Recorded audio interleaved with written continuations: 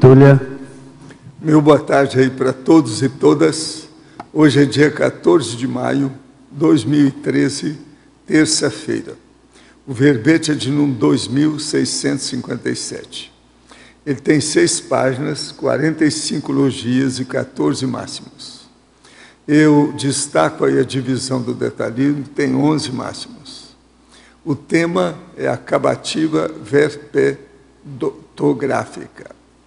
Agora, a especialidade é verbetologia. Quem redigiu o verbete é a nossa veterana, Adriana, que está ali com o professor Mário, e esse aí é o número 47º verbete que ela defende.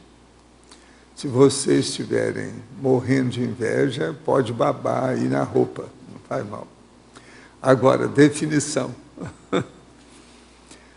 A acabativa verbetográfica é o conjunto de tarefas técnicas empregadas pacientemente pela consciência autora, homem ou mulher, para a satisfatória finalização da escrita de verbete pessoal, para a enciclopédia da conscienciologia, objetivando minimizar erros conformáticos, distorções comunicativas, omissões deficitárias, excessos e repetições desnecessárias, passíveis de prejudicar o esclarecimento proposto.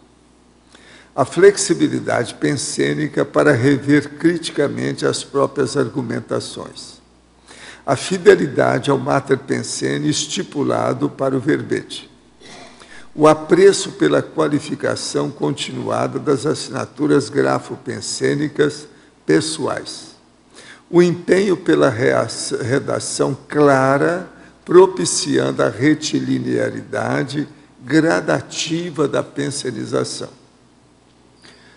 A depuração do conteúdo da mensagem grafada. O compromisso autoral intransferível de explicitação das ideias pessoais. A composição da fluidez textual.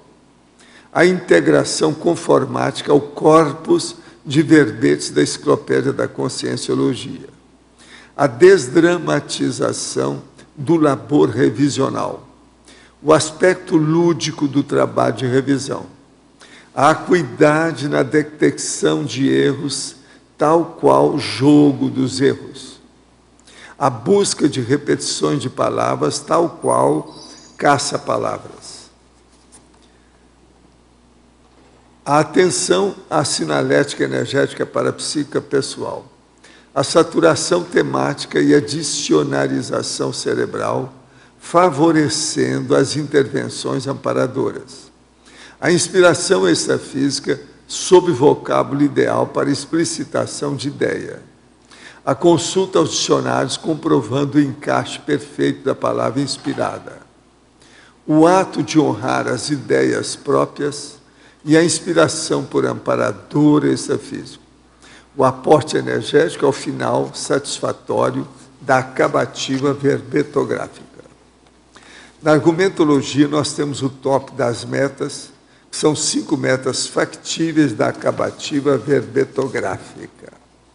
E tem ainda o maior aqui, que é o tópico de procedimentos, com 30 procedimentos de revisão, divididos em 5 áreas. Aí o melhor é a pessoa ler com calma, que isso aqui vale a pena. Agora, na remissão dos 15 verbetes, nós destacamos 5. Coesão textual, consciência gráfica, rastro textual, técnica da qualificação dos verbetes e o verbete. Agora, a frase enfática. A acabativa verbetográfica corrige, aclara, amplia, complementa, enxuga e aperfeiçoa o texto. O autor lúcido não delega as responsabilidades pelo confort eficaz às comunicações tarísticas. Você como avalia o percentual de autoesforços empregado nas acabativas revisionais das próprias obras escritas? Considera esse investimento relevante para a consecução da tares grafada? Agora, a mega análise com João Paulo são 20 itens. enciclopedismo, exaustividade, detalhismo, checagem e término. Exame, revisão, coesão, correção, adequação. Finalização, averiguação, reverificação, grafopensene, grafotécnica, conformática, verbetografia, verbetologia, redaciologia e comunicologia. Agora, o verbete hoje do dicionário de argumentos da conscienciologia é heteroconscienciometrologia. O argumento é paracriticológico. Eu chamo a atenção no argumentário que tem 3 questões aí enumeradas que esclarecem mais os assuntos. Ele tem 27 tópicos mais chamativos. O verbete são 2 páginas. Agora aqui, os questionamentos. Professor, podemos supor que René Descartes teve como maior objetivo da sua ressoma mudar o paradigma científico, limpando a ciência do conhecimento medieval que misturava religião, mitos e crenças para a ciência moderna? Dito isso, então podemos dizer que o senhor também tem seu pincel na história do conhecimento, pois veio para limpar o conhecimento extrafísico da contaminação religiosa, mística e crédula, abrindo caminho para que também a ciência como um todo possa pesquisar além do mundo intrafísico. Mas é que hoje nós não estamos mais na época do René, não. Hoje já tem muito mais comunicação e eu tenho muita gente trabalhando comigo. Ele não conseguiu isso.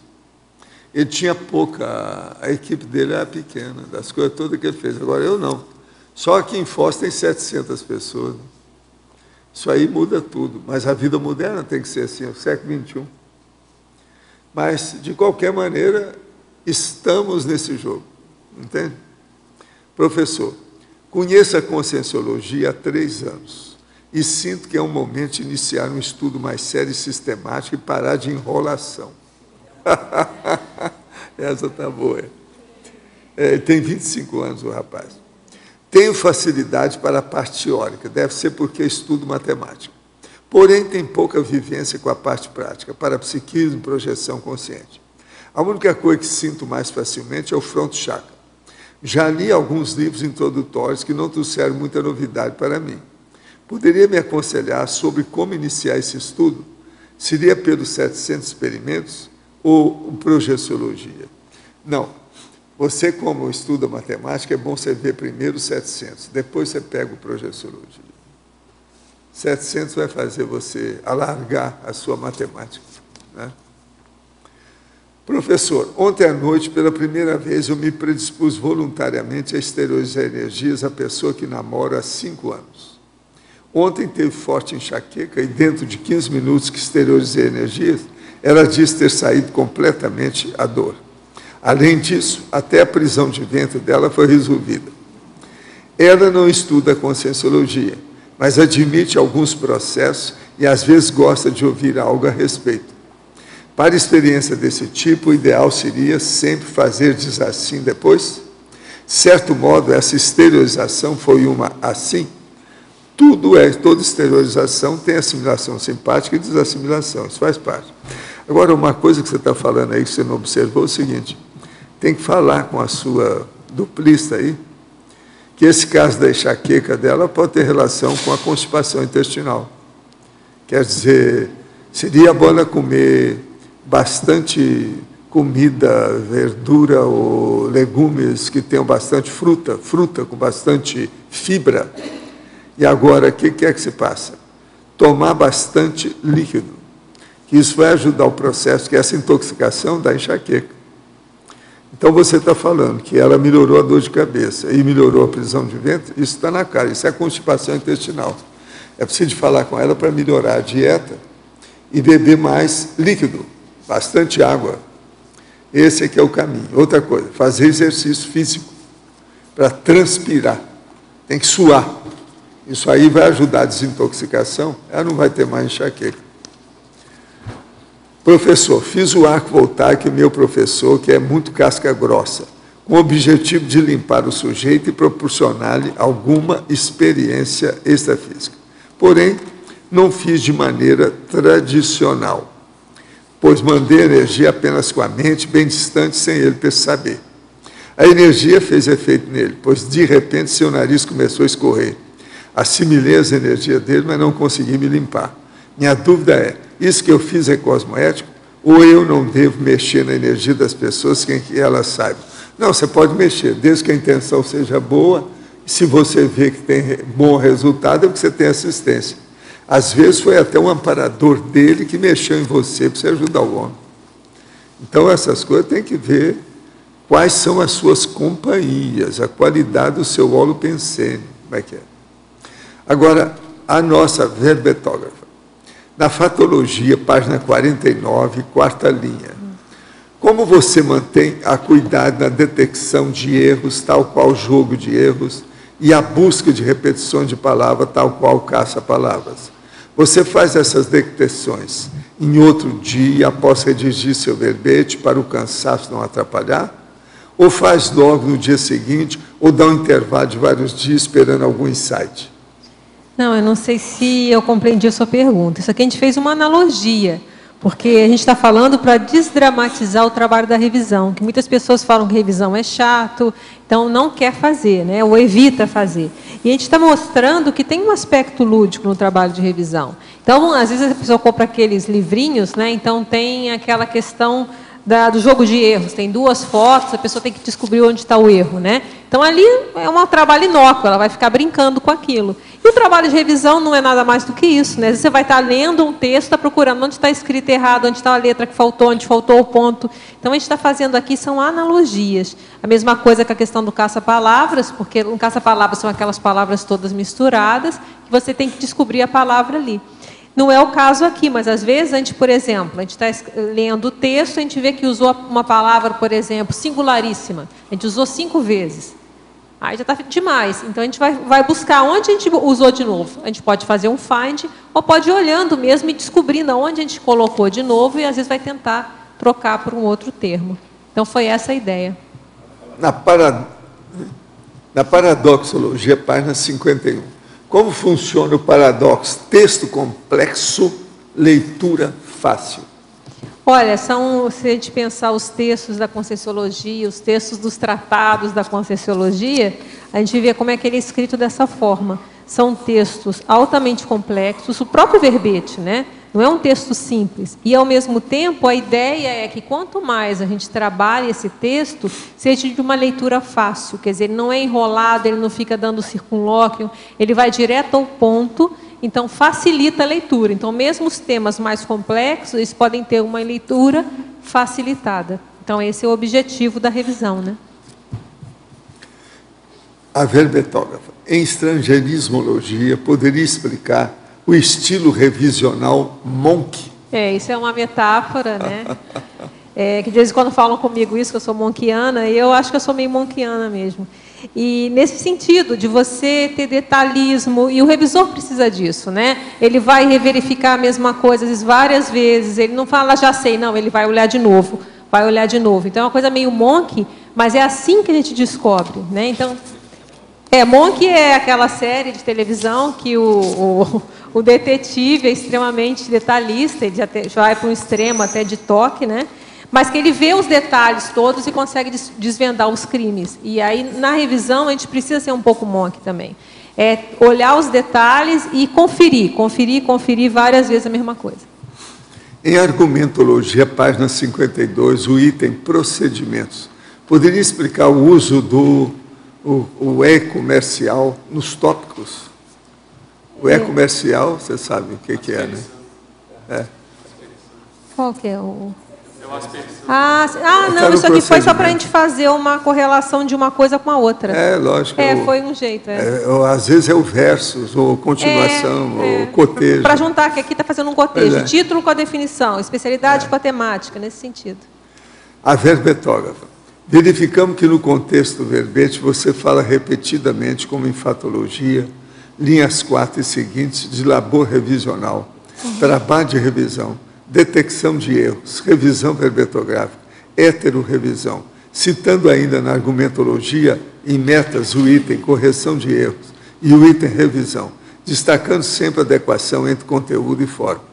Qual a importância que você atribui à revisão gramatical e léxica? E se essa deve ser feita a fundo ou com hipercuidado, ou o conteúdo é mais relevante? Olha, isso é do Eucárdio. Ô, Eucárdio, se a gente vê lá no princípio, a gente coloca um princípio da primazia do conteúdo sobre a forma. Então, para a gente não esquecer esse princípio. Mas o que acontece? O fato desse princípio existir, do conteúdo ser superior à forma, não quer dizer que a gente não vá trabalhar muito a forma. Então, e a tendência da maioria das pessoas, e eu me incluía nisso, a gente tende a desvalorizar a forma, a gente acha que o conteúdo que é mais importante. Então, o que vale é o conteúdo que eu quero falar, a forma, não. E uma das grandes aprendizagens que eu tive com o professor, né, foi que eu comecei a trabalhar com ele, ele me dava o trabalho, os feedbacks é sempre de forma. E eu não de conteúdo. Então, não, eu acho que é isso aí, eu tenho que aprender e dar mais valor à questão da forma. E o que eu vejo hoje, na minha experiência? Que o detalhismo, quanto mais detalhismo de forma, exaustividade de forma a gente vai tendo, a gente consegue ser mais detalhista em conteúdo. Eu vejo que o detalhismo de conteúdo é mais difícil do que o detalhismo de forma. É mais fácil a gente ver que um pontinho está sem if, está sem negrito ou não, do que a gente vê, às vezes, um furo numa argumentação, uma incoerência. Então, na minha experiência, eu vejo que quanto mais, eu ainda estou trabalhando, né, eu procuro aprimorar essa acuidade de forma, eu procuro estar melhorando a acuidade de conteúdo também para ver os furos de conteúdo. Então, a gente vê que um autor, que a gente vai pegar um livro, eu olho um livro lá, eu vejo que está cheio de erro, eu já acho a teoria dele já não está valendo muito. Agora, você é muito detalhista. Suspende assim os braços, faz assim. Olha só os botões do casaco dela, olha lá como é que são. Olha só. Ela é muito viva em matéria de detalhe. Agora, professor, sobre essa questão de se querer mudar a força, a natureza do homossexual, isso poderia ser considerado uma tentativa de estupro evolutivo? O senhor poderia comentar? Sem dúvida que seria. A primeira coisa é a seguinte, a gente só deve mudar a força, a natureza daquela coisa que seja muito patológica. Por exemplo, aquela turma do crack que fica cracolândia, etc., desinternar a pessoa, aquilo é bom. Por quê? Para evitar o suicídio da pessoa. Se você vai evitar um suicídio de uma pessoa, você não está fazendo estupro evolutivo, você está ajudando a evolução da pessoa. Agora, não é o caso do homossexual. O homossexual, quem tem que mudar é ele, o problema é dele. Se ele quer usar, por exemplo, a fisiologia normal, o problema é dele. Se quer mudar a fisiologia por ele, também é dele. Nós temos que respeitar os direitos da pessoa. Agora, por exemplo, no caso da Cracolândia, eu sou favorável que faça a internação no tapa, na camisa de força, porque esse povo tudo está doido, tudo é totalmente psicopata. O processo do tóxico, ele é pior, às vezes, do que Alzheimer. A pessoa está morrendo aos poucos, aquilo é o suicídio. Então, aí outra coisa. Agora, o homossexual não é isso. Aquilo é apenas uma mudança do modo de proceder com o corpo. Então, ele tem direito de fazer isso, não tem nada, já não pode forçar a barra, não. Agora, a pessoa que raciocina e escolhe o destino dela, o que ela quer. A gente ajuda nisso. Agora, gente, aqui está o jornal da Aracê, que acabou de sair. Esse aqui é o número 120.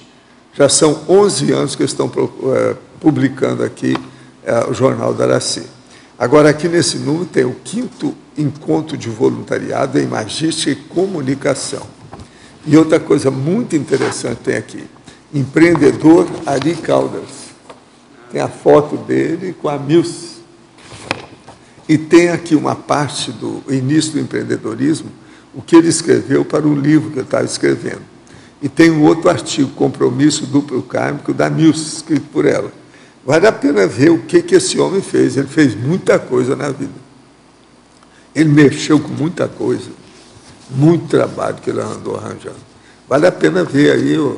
Ele foi um exemplo para muita gente. Morreu com 77 anos. E outra coisa, eles colocaram aqui ao dia que ele apareceu aqui para mim. Segundo o professor, a Consciex Ari Caldas apareceu na Tertúlia Conscienciológica 2587, no dia 5 de março de 2013, Cultura Antimanicomial, Civilizaciologia. às 12h22, trazida pelo enumerador. Estava mais remoçado, satisfeito e relatou: estou vendo as coisas por outro ângulo. Foi o que ele me falou. Portas abertas ao visitante. Tem aqui, então, está falando sobre Aracê. E tem também o terceiro encontro de serenautas e primeiro fórum de serenologia. Tem também o convite à tarefa do esclarecimento. Vale a pena ver o Jornal da Aracê. Agora, ó, eu entrego a nossa professora para você. Diana, tudo bom? Em fatologia, na terceira linha de baixo para cima, você fala da facilitação e aceleração da heterorrevisão posterior. Sim. Você pode dizer qual seria a postura ideal do verbetógrafo para que isso ocorresse?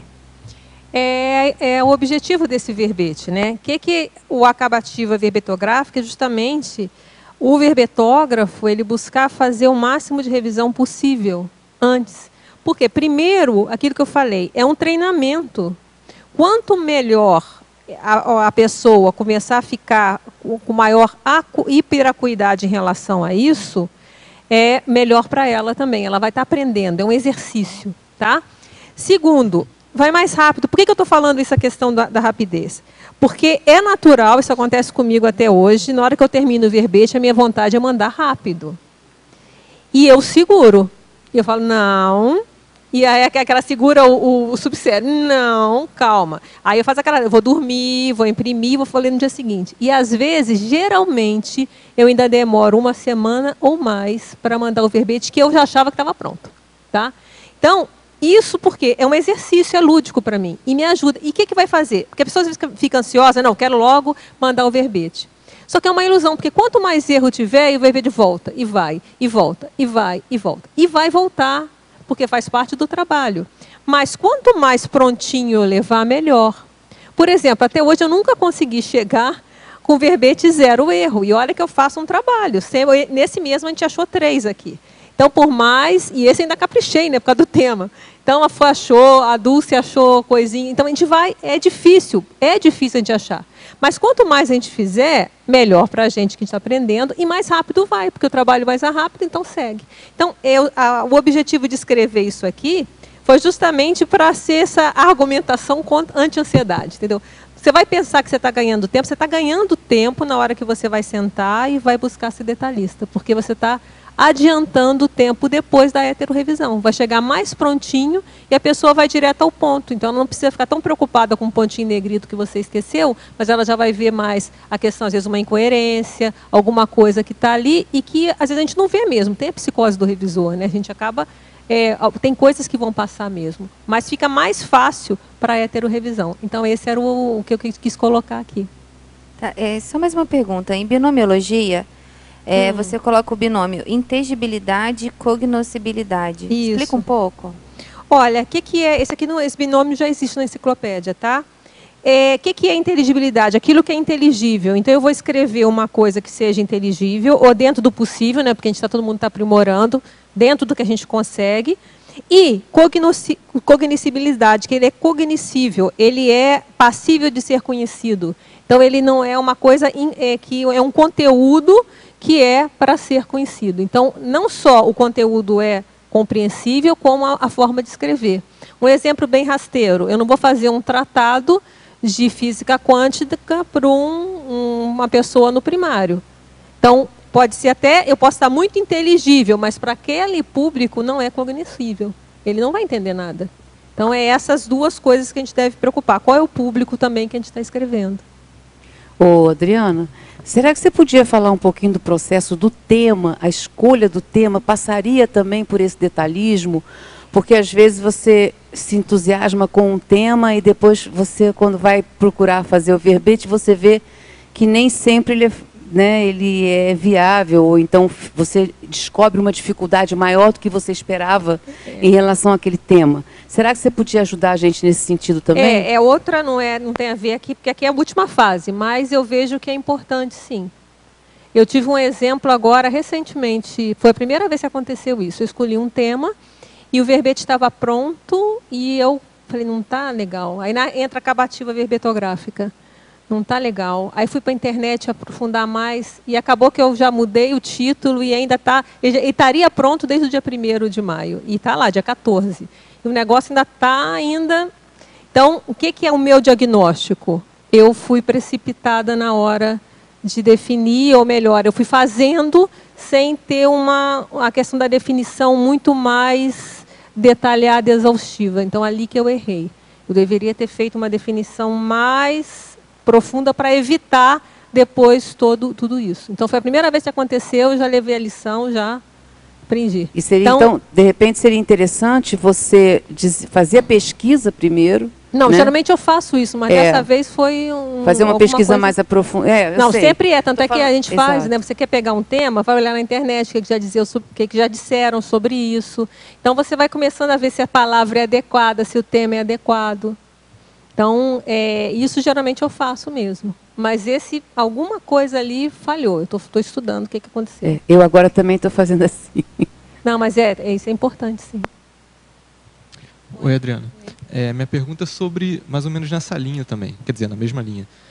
Às vezes você está com verbete há algum tempo ali, né, você já vamos dizer assim, passou do tempo que você deveria apresentá-lo, né, para a equipe de revisão. E aí, o que você acha que é mais interessante? Você mandar logo o verbete, esperar um feedback da equipe de revisão e tal? Ou você aguardar um pouco para você incluir alguma coisa, para não ficar com aquela sensação, quando o verbete está pronto, no sentido, poxa, aqui eu tinha pensado em incluir tal coisa, mas eu acabei não incluindo. Vamos lá para a mitologia. Não pode ser perfeccionista. Então, é outra história. Por isso que a gente coloca aqui, ó, o que a gente acha que está pronto para começar a revisão? Pelo menos como eu faço, né? Ó, 3 coisas. Lá na 52, na acabativa, a gente fala a temática desenvolvida satisfatoriamente. Tem um tema e eu acho que ali eu já falei o que tá bom. Eu acho que sem perfeccionismo. 2, o esclarecimento proposto foi explicitado. Então, eu queria, quando a gente vai fazer um verbete, a gente tem uma meta. Eu quero falar sobre isso porque eu acho que isso vai esclarecer as pessoas. Então, eu consegui esclarecer isso no meu verbete? Se eu acho que isso ainda não está esclarecido, não está bom, tem que revisar mais. Não, já está, eu acho que dá para entender. Depois, o atendimento às regras conformáticas da verbetografia. E entra tem um manual aqui, uma série de coisas que a gente vai fazer. Obviamente que a gente vai pegando esses detalhes com o tempo, né? Então, sempre vai passando as coisas, como a gente já falou. Então, não é o perfeccionismo de só sair quando tiver 0, não. Vamos fazer, mas ter esse esforço de fazer que é um exercício. Então, por exemplo, você tem que ver. Você falou que o tema está encroado. Então, você tem que ver por quê. Às vezes, pega um final de semana, um período, e você vai ficar direto nele. Não, agora tá. Pum, e manda. E vai ver o feedback também. Também ficar segurando não é uma boa. Né? Porque sempre vai ter alguma coisa para acrescentar. Isso faz parte do trabalho. Agora, a questão é, dentro daquilo que eu me propus, eu consegui passar a minha mensagem? Então tá, se aquilo está ok, manda ver. E aí vai ter os revisores especializados que eles vão ler, vão ver, olha, aqui você podia clarear mais, aqui não está bom. Então isso sempre tem, faz parte do trabalho e é muito importante. É muito importante. Eu sou muito grata aos revisores, porque tem coisas que eles veem que às vezes a gente passou batido. E mesmo, por exemplo, eles podem ver um erro, às vezes pode acontecer uma incoerência, uma repetição que passou batido, e às vezes mesmo que não, eu acho que está correto, mas só o fato de gerar um mal-entendido, só um fato do revisor não estar claro, já é um sinal, opa, se essa pessoa não clareou, o leitor também não vai entender. Então, vamos ver se eu consigo escrever isso de uma outra forma que deixe mais claro. Então, é um exercício também. E esse exercício do revisor, essa interação, ela é muito salutar. A gente vai aprendendo também muito. Ok. Adriana, Sim? Na página 51, nas metas, o segundo item, ajustamento do tom. Tá. Como é que a gente consegue, Adriana, fazer esse ajustamento do tom, ou seja, essa questão do carregamento nas tintas, avaliar isso e em relação também ao estilo do autor? Tanto a gente revisando como sendo o autor do verbete. Como é que, dá algumas dicas de como é que você faz esse ajustamento do tom? Olha, isso já é mais... Eu acho que é muita leitura, né? É muita leitura, principalmente da enciclopédia. Então, a gente vê Sim. que determinadas palavras, determinados tons, eles não caem. Por exemplo, se a pessoa faz um verbete todo emocional, vamos supor, todo adjetivado, Sim. não bate, concorda com o nosso... tem toda uma linha de verbetes, mesmo que seja o estilo dela, ela faz esse estilo dela no livro dela pessoal. Sim. Agora, entendo. no verbete, na enciclopédia, é necessário que tenha um mínimo de coerência e coesão entre aquele tom da E enciclopédia. de ajuste ao tom da enciclopédia. Exatamente. Então, agora, como perceber isso é uma questão de... É muita leitura, e você vê que aquilo não está... Às vezes está um pouco excessivo, ou às vezes muito agressivo, ou às vezes muito emocional. Então, você vê aquilo ali, o negócio fica feio. Entendi. E aí, sempre vale a pena perguntar, né? Geralmente você faz consenso. Aí pergunta para um outro revisor, por exemplo, no caso eu sempre trabalho em dupla, né? Então, o que você acha? Aí, às vezes, a gente chega à conclusão. Se tem dúvida, a gente ainda procura, pergunta, como a gente às vezes procura até o professor Valdo. Então, a gente vai buscando perceber se aquilo está um pouco over ou não. Então, eu vejo que para pegar isso, é a questão da leitura. Você vai lendo e vai pegando mais ou menos o jeito. O jeito Então, da é uma coisa enciclopédia. meio subjetiva, de certa forma. Mas, de outro lado, por exemplo, se for uma coisa muito agressiva, já está fora. Começa a falar mal de alguém. Não, Começa com a certeza. descascar uma personalidade, por exemplo, Com no verbete. certeza. Não Expor, cabe, né? vai contra até a questão da Conscienciologia. Você pode falar, mas tem um jeito de falar as coisas, né? Fazer exposição também, né, de algumas Exatamente. Existe uma situações. forma de falar a coisa sem ser assim... A questão do tom mesmo, da carregar nas tintas. No caso de temas polêmicos, acho que tem que se tomar mais cuidado ainda, né? De como Exatamente. abordar A gente tem que temas pensar em polêmicos. questão de processo, tudo isso, né? Existe, não pode se falando assim, acusando pessoas sem... Então, tudo isso são cuidados que nós temos, né, da própria política editorial da Conscienciologia como um todo, né? Obrigada. Adriana, Sim. aqui em Fatologia, na quarta linha de cima para baixo, você coloca aqui a desdramatização do labor revisional. Queria que você comentasse isso e se pudesse ampliar para a desdramatização da heterocrítica recebida. Eu acho que as duas coisas são importantes. Primeiro, essa questão da revisão, que, como eu já falei, há uma tendência de achar que não preciso, que vale o conteúdo, se meu conteúdo está bom, isso aí é bobagem, deixa que o pessoal pega. Então, a gente ouve, às vezes, nada, isso deixa que o revisor pega. Então, a pessoa, primeiro, está perdendo a oportunidade de aprender. Segundo, pode ser que o revisor não pegue, o revisor também é humano, e quem está assinando é você. Entendeu? Então, é uma coisa que a pessoa tem que pensar sobre isso.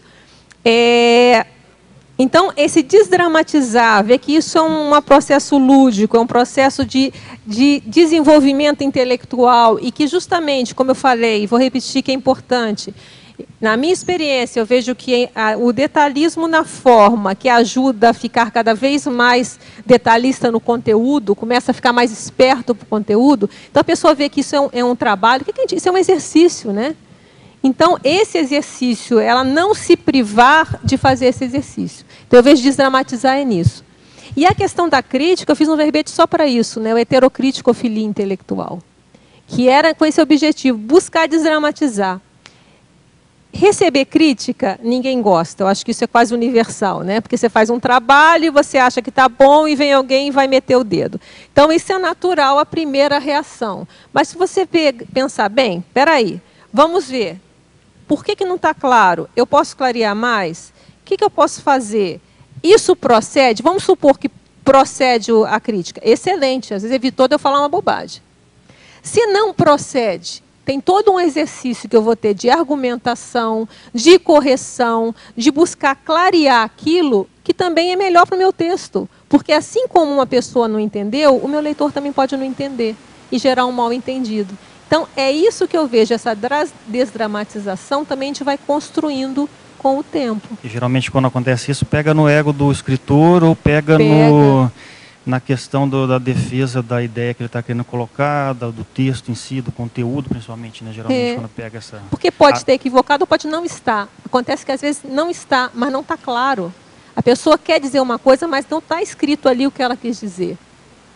Nesse verbete, você coloca... Eu não vi esse verbete aí. Você coloca posturas... Heterocrítico-filia intelectual. Por exemplo, posturas do escritor ao receber o feedback. Tem isso lá. É como eu procuro entender isso. Sim. Funcionando? Tá. A minha pergunta é aqui na página 50, em parafatologia. Você poderia falar um pouquinho sobre o ato de honrar as ideias próprias e as inspiradas por amparador intrafísico? O extrafísico, né? É porque é aquela questão da gente buscar ser o mais claro possível, né? Daquilo que a gente pensa e do que às vezes a gente recebeu uma inspiração. É um exercício. Nós estamos trabalhando, todo mundo está trabalhando para tentar escrever cada vez melhor. Eu acho que o grande objetivo da verbetografia, de toda essa equipe que é montada para isso, é justamente uma aula. A pessoa tem uma preceptoria autoral, né? Então, a pessoa tem várias pessoas ali ajudando para a gente aprender a escrever melhor. Então, está todo mundo aprendendo com isso. E, na hora que a pessoa se esforça para escrever cada vez melhor, ela está honrando a ideia, não só a ideia dela, como a ideia que ela pode ter sido inspirada do amparador. Porque se a gente tem uma ideia, e às vezes a gente escreve, e a gente, às vezes, não ficou claro aquilo, e que é difícil, às vezes, a gente conseguir... Eu tenho aquela ideia, e eu consigo colocar aquela ideia em palavras, no papel, demora tempo. Demora tempo, às vezes, né? Às vezes eu demoro, às vezes, e mesmo assim eu não sou nenhuma perfeição, não, eu estou trabalhando, tá? Então, às vezes, a gente demora muito tempo para conseguir colocar aquilo no papel de uma forma que fique mais fidedigno com aquilo que eu estou pensando. Então, uma forma de honrar, porque se eu tive aquela ideia, e aquela ideia pode ser útil para alguém, quanto mais eu trabalhar para aquilo ficar claro e ficar inteligível para o maior número de pessoas, eu estou honrando essa ideia que eu tive. E se entrou o amparador, então, eu estou honrando essa ideia que me foi passada, que eu às vezes percebi e que eu vou conseguir transmiti-la da forma possível. Então, isso era uma maneira é uma outra argumentação para o investimento na revisão, né? Da pessoa aqui, porque o foco aqui não é nem na heterorevisão, o foco aqui é na auto, né? Da pessoa mostrar a importância dela se dedicar a isso, que isso vale a pena. Pelo menos na minha experiência, vale a pena. Legal. Tem uma outra pergunta aqui. Atenção à sinalética energética parapsíquica pessoal. Isso acontece às vezes, tá? Não é toda hora, mas acontece tanto na heterorevisão comigo, como às vezes na própria autorrevisão. Então, na hetero, às vezes me vem uma sinalética, eu falo, vai ter erro aqui. Aí depois vai e eu acho um erro em seguida. Então, até é meio lúdico, você vê, olha... Então, às vezes, vem não chega a ser uma sinalética, vem uma ideia. Aconteceu isso hoje, estava fazendo revisão, foi ontem à noite, estava fazendo revisão, e aí eu já estava lá no terceiro, me falei assim, eu não vi isso. Me veio assim, eu não vi isso. E aí eu fui voltar e tinha um erro crasso que tinha passado. Tá? Numa questão assim, a pessoa escreveu lá, na remissiologia, estava lá com nononô, em vez de tal. Quer dizer, uma coisa assim que passou e... óbvia, e passou por mim também. Mas me veio, eu estava lá, peraí, aí eu olhar remício, aí eu fui de novo olhando todas as remícios que eu tinha passado, fui olhar de novo, deixa eu ver se é espaço, eu fui olhar se o espacinho estava certo, nessa eu acho, eu falei, caramba. Então, quer dizer, a gente vê que vem pode ser um insight que eu vi e não vi, né? Pode, sei lá, no cérebro, mas o cérebro registrou, ou foi uma interferência de amparador. Aí a diferença eu não sei. E a mas experiência que teve isso também, ontem, né? À noite teve. A experiência, a cadeira, né? Você não, falando tá de cadeira atento, também, tá né? atento e não deixar ver aquela ideia. Eu vou olhar de novo, já olhei, aquela é o monquiano. Eu já olhei, eu vou olhar de novo. E às vezes quando olha de novo, e a gente acha um negócio desse, a gente fala, bem, então vamos olhar de novo várias vezes, porque numa dessas a gente acaba achando coisas mesmo. Valeu, obrigada.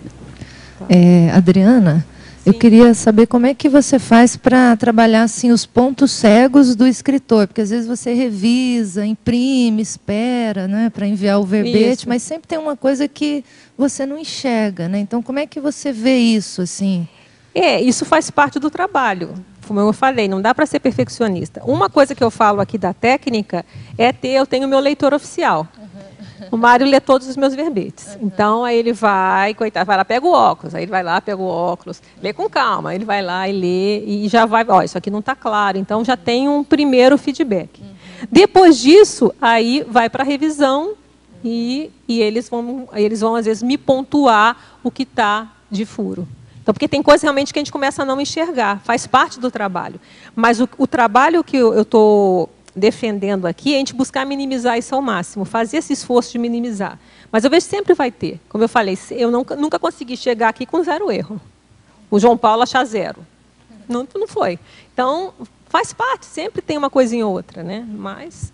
Agora, você acha assim, por exemplo, você que já fez vários verbetes, a tendência é diminuir cada vez mais assim esses pontos cegos ou não sei, depende do tema? Depende do tema, depende da profundidade do tema, depende de uma série de coisas. Eu não vejo assim que vai ficando mais fácil, não. Você vai dominando mais a forma, isso é. Agora, porque aí você tem que ver tema, tem que tentar falar diferente para não falar a mesma coisa. Então você tem que vai dificultando um pouquinho, eu acho. Entendi. Não, eu estou perguntando isso porque às vezes você vai escrevendo, e vem aquela correção. Aí você fala, de novo estou errando nisso, né? Então, às vezes, dá aquele desânimo. De novo isso, né? Não, então... mas não desanima não, porque faz parte do trabalho. Agora, por isso que a gente pôs isso aqui. Você vê que ele está feito, a gente fez de propósito aqui para juntar as 2 páginas, que você pode imprimir a página 52 e 53. Aí você põe num negocinho desse, ou plastifica, faz o que você quiser, tá? Então, eu fiz aqui, eu dei uma ajeitada para ficar assim mesmo. Então, por quê? A pessoa pode pegar isso aqui, ó, e vai seguindo essa ordem. De novo, o tiro tem a ver com a definição? Ah, mas óbvio que tem, porque eu já fiz assim. Olha de novo, entendeu? Por exemplo, a gente às vezes vê a pessoa escrever um título que ela fala de... vamos supor, um exemplo. A pessoa vai fazer um verbete passageiro, tá? E a definição dela, ela faz uma definição de passageiro de ônibus. Está incompleto. Então, ou o verbete dela é passageiro de ônibus, ou ela vai ter que citar os outros passageiros, por exemplo. Então, são coisas que, às vezes, na elaboração, pode passar batido. E na hora que a gente retorna a ver de novo, devagarzinho, a gente, olha só, não, peraí, está faltando alguma coisa aqui, vamos... Ou muda o meu título, ou então a definição ela precisa abranger também todos os tipos de passageiro que existem, por exemplo. Então, é esse jogo que é importante. Em relação ao tema, às vezes a pessoa vai mudando a especialidade. Vamos supor, tinha um verbete, ela foi mudando a especialidade, chegou uma hora e falou, não, vou pôr para patologia. E aí ela vai ver que o tema dela estava homeostático, porque antes, não, peraí, como é que eu vou pôr uma especialidade para patologia e um tema homeostático? Então, que naturalmente a escrita do verbete a gente vai mudando remissiologia, não é? A gente vai mudando, às vezes a gente muda exemplo, às vezes a gente muda a definição, a gente vai trabalhando e o foco está indo. E às vezes é natural a gente dar umas comida de bola, assim, entendeu? A gente vai mudando e esqueceu. E aí essa lista aqui é justamente para ajudar a gente a olhar de novo. Espera aí, o sinônimo está correto? Então isso eu acho muito importante. Adriana. Aqui na página 50, tá. Na enumerologia, o segundo aqui é a disponibilidade intelectual. Você pode comentar sobre essa? Na enumerologia? Isso. Porque a gente vai fazendo aqui várias situações da questão da revisão, né? Tem que ter paciência, né? Porque é um trabalho de paciência, é um bom exercício de paciência. Disponibilidade intelectual, porque você tem que estar com seus atributos disponíveis para você fazer esse trabalho. Não é assim, está feito. Não, você vai ter que olhar com calma, ler, tá? Um detalhismo comunicativo, que é buscar detalhar essa comunicação da melhor forma. Uma exaustividade revisional. O discernimento tarístico. Esse discernimento eu acho muito importante, que é para saber o que cortar e o que manter. Pelo menos, quando eu estou fazendo o verbete, eu vou colocando tudo de ideia que vem. Então, às vezes, o detalhismo fica enorme. Aí depois eu tenho a segunda fase, que para mim é importante, que eu vou cortando. Então, eu vou vendo tudo que está saindo. Não, isso aqui foi para a tangente. Não, isso aqui, não. E aí vai tendo esse discernimento de ver o que fica, o que não fica, o que eu vou fazer. Então, esse discernimento eu vejo importante. O bom gosto vocabular, que entra na questão que foi perguntado pela Eliana, né? Porque tem palavras que são feias, né? Então, às vezes, põe um sinônimo, né? E aqui tem o manual o manual de redação, ele tem vários cacófatos, né? Então, é importante também olhar, fazer um find nesses cacófatos, por isso quando passa, né? Tem palavras que são, em si, elas são equivocadas, não são boas. Então, vê se tem alguma palavra que não está legal. E a determinação verbetográfica é você ter a determinação de fazer o trabalho da melhor forma, sem perfeccionismo. Então, deixar claro, lá voltando para o mito, para a pessoa falar, então, vai ficar lá agora um mês inteiro fazendo revisão, não é para isso, né? Então, é fazer dentro do possível, né? Então, essa disponibilidade seria você ter os materiais para conseguir? Não, a disponibilidade sua íntima mesmo, para fazer o trabalho. Entendi. É entender a importância e pensar que é uma coisa lúdica, que eu estou aprendendo, que não é uma coisa secundária, eu estou desenvolvendo o meu intelecto, eu estou desenvolvendo meus atributos mentais, eu estou desenvolvendo minha memória, a minha atenção, a minha concentração. Então, é um exercício. Então, se eu sei que isso é um exercício, eu vou fazer isso de uma forma, é um exercício. Vamos fazer, de certa forma, lúdico. E vai ser um crescimento muito grande, era isso que Agora eu eu entendi que a Rosa até fala no verbetografia, né, para a gente rever se é nossa prioridade, se a gente tem essa disponibilidade realmente para fazer. Agora eu entendi. Exatamente, para escrever tem que estar disponível, né? Querer fazer. É isso aí. Oi. Na sua condição de revisora na parte final já, você detecta assim, algum padrão de dificuldade assim, dos verbetógrafos com o confort da enciclopédia? Olha, o que acontece? Quando a gente chega, eu acho que a melhor pessoa para falar isso seria a Dulce e a Rosa, né? Porque elas pegam a coisa mais no início, na questão de como chega o verbete para ela. Eu já pego, a coisa já está bem maceteada, quer dizer, já foi feito o trabalho grosso. Então, em relação ao confort, uma coisa ou outra sempre passa, e o trabalho nosso é pegar isso mesmo. Mas essa dificuldade, eu acho que a Dulce que podia falar, né? Como é que chega os verbetes, né?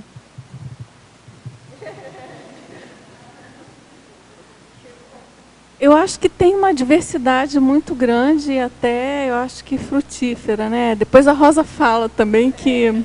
Bom, os revisores, em geral, a gente tem uma equipe já com vários revisores, Eliana, desses que pegam verbete, a Neida, a Cristina, que pegam verbete grosso, né? Do jeito que chega.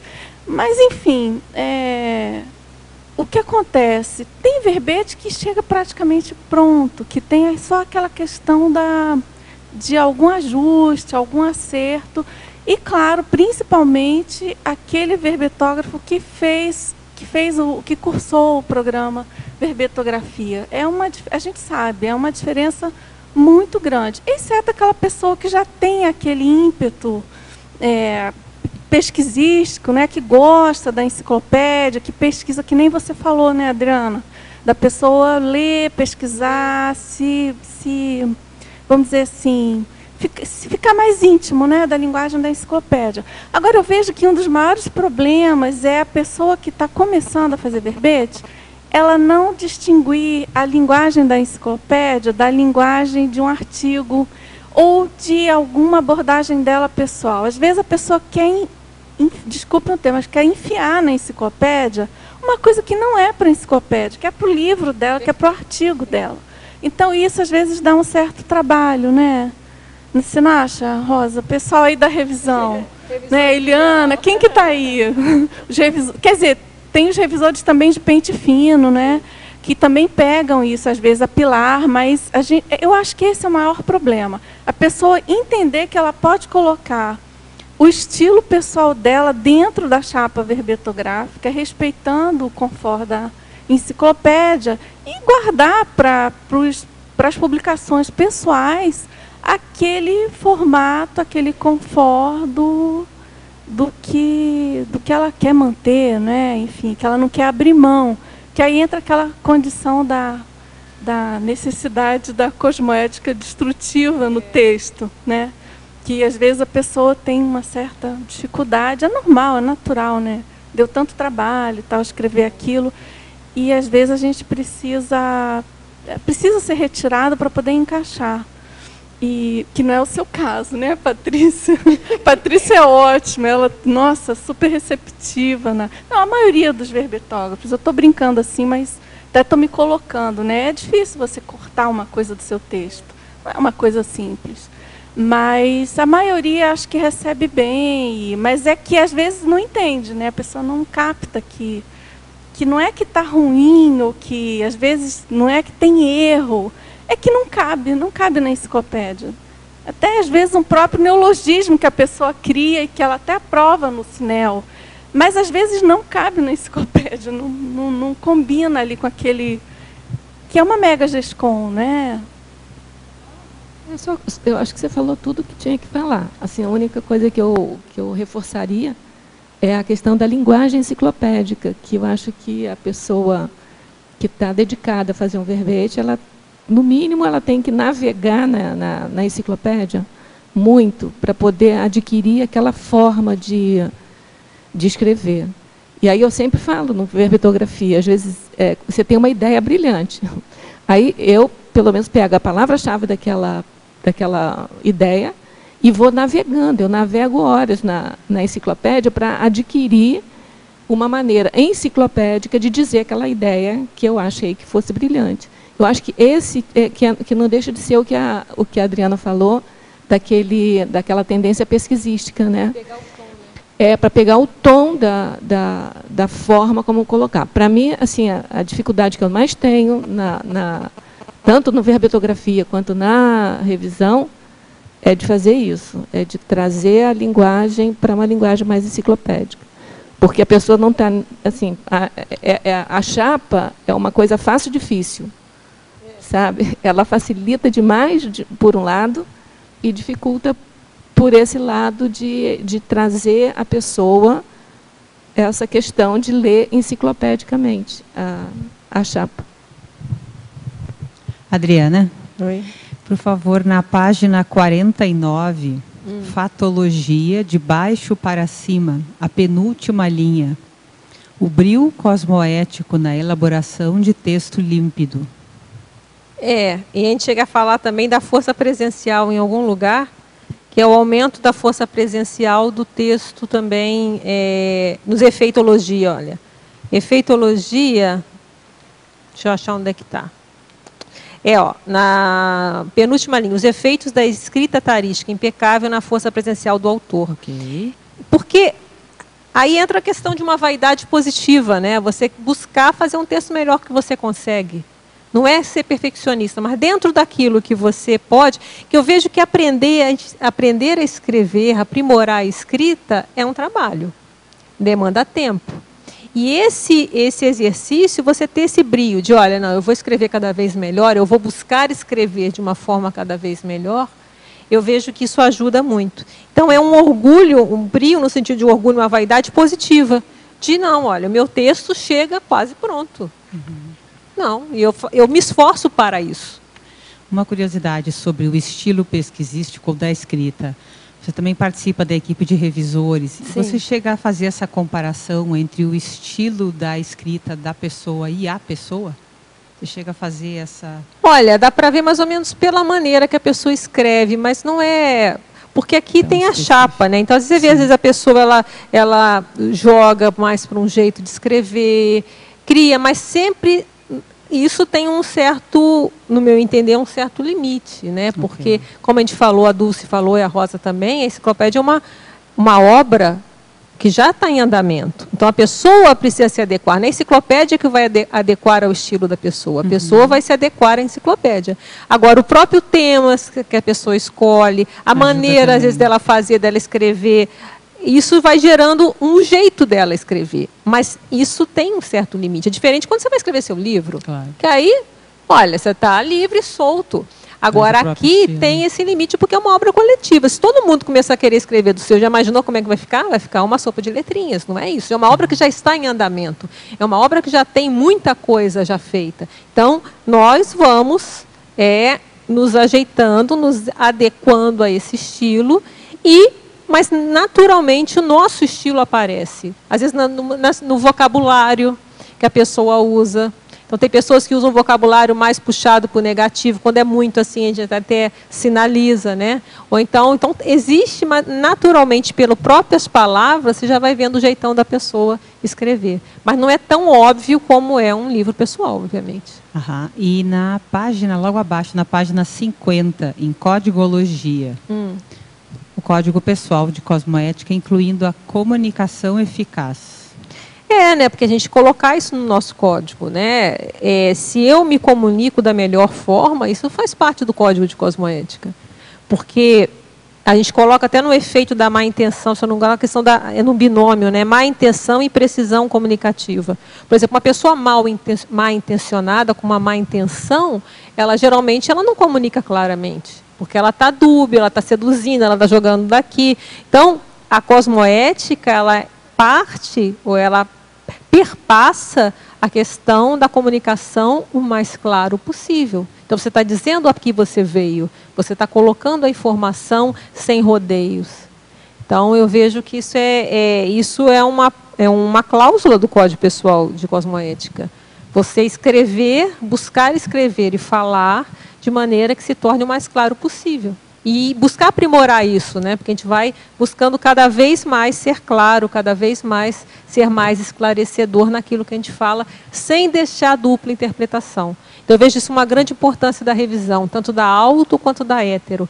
É buscar ver os mal-entendidos, aquilo que pode ser mal interpretado, sabe? Então, é importante, eu acho que a questão da enciclopédia, como a gente tem essa grande equipe de revisores, isso dá uma segurança muito grande para o autor. Como a gente já falou aqui até da questão da autoconfiança intelectual, vai aumentando a autoconfiança. Porque tantas pessoas já olharam o texto, já ajudaram você a escrever, que você vai começando a pegar o jeito também. Olha, então, será que eu não escrevo tão claro assim? O que eu preciso fazer para escrever mais claro? Eu acho que isso ajuda. Uma coisa que me ajudou muito, eu estava até lembrando um dia desse, eu trabalhei, na época eu trabalhava com informática, já é quase outra vida, né? E tinha um colega que era bem monquiano mesmo, nem tinha monk na época, mas ele era bem assim. E eu tive que fazer um relatório com ele. Eu lembro que eu passei um aperto, a gente ficou um bom tempo tendo que escrever um relatório juntos. E ele era aquele assim, a vírgula, o pontinho. Mas isso foi ótimo para mim, porque aí aquilo... E eu comecei a pegar o jeito. Eu falei, olha, não é que isso aqui... E eu comecei a pegar. Então, não está claro. Então, foi interessante. Ele acabou me ajudando lá atrás, há anos atrás, a começar a tentar escrever de uma forma mais clara. Então, eu estava lembrando, eu nem lembrava do senhor hoje, né, quantos anos já, mas que foi um aporte, de certa forma, né, porque a gente tinha que escrever e deixar o mais claro possível realmente aquilo que a gente estava escrevendo. Beleza, obrigada. Aqui em antagonismologia, o último antagonismo, você podia dar uma ampliada aí? O antagonismo legado textual autorrevezador versus escritos inócuos. É aquilo, né, que se a gente pensa o que a gente vai escrever, o livro, artigo, o verbete, seja o que for, a ideia é que a gente escreva da melhor forma para que isso seja um legado nosso de revezamento, né? Por exemplo, a enciclopédia a gente vai encontrar, tem grandes chances. Com a internet, então, se não acabar uma bomba nuclear que acabar com a internet, a chance de a gente encontrar a enciclopédia é muito grande, porque está tudo na...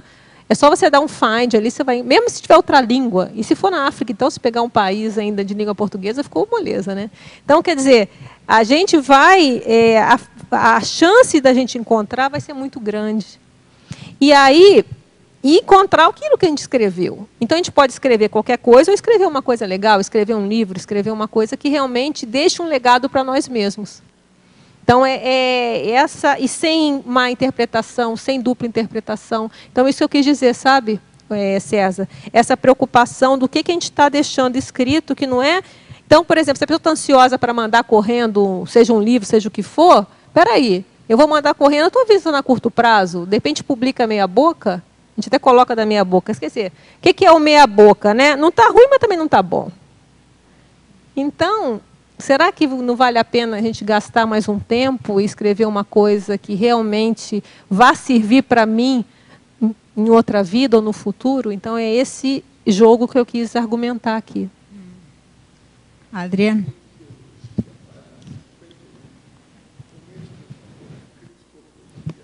Estagnando o desenvolvimento da escrita pessoal. Isso foi, como a gente já falou do verbete, né, que explica melhor isso, que é o heterocriticofilia intelectual, que a gente argumenta pelo contrário. Se a pessoa ela não gosta de receber crítica em nada na vida, ela pode sim, ela vem uma heterocrítica de qualquer coisa, ela fala, então não quero mais, igual criança, né? Então, a criticofobia, se ela não quer, ela não vai desenvolver a escrita, porque justamente essa interlocução, como a gente falou, até com o revisor, você pode estar certo, mas o revisor que está errado, mas você vai argumentar, e você vai tentar ficar mais claro, vai tentar chegar a um consenso. Esse trabalho de desenvolvimento está melhorando a própria escrita da pessoa. Isso que ela precisa ver da importância da questão da crítica. Por gentileza, amplie na página 50, antagonismologia, o último item. O antagonismo, legado textual autorrevezador, escritos inócuos. Eu já tinha falado, mas é o seguinte, é justamente a pessoa se preocupar que aquilo que ela está escrevendo vai ficar. Então, se vai ficar, vamos escrever bem feito. Uma coisa é escrever sobre mais do mesmo, é um escrito inócuo, não fedeu nem cheirou. Outra coisa é você escrever uma coisa que você vê que vai ficar e vai te ajudar depois.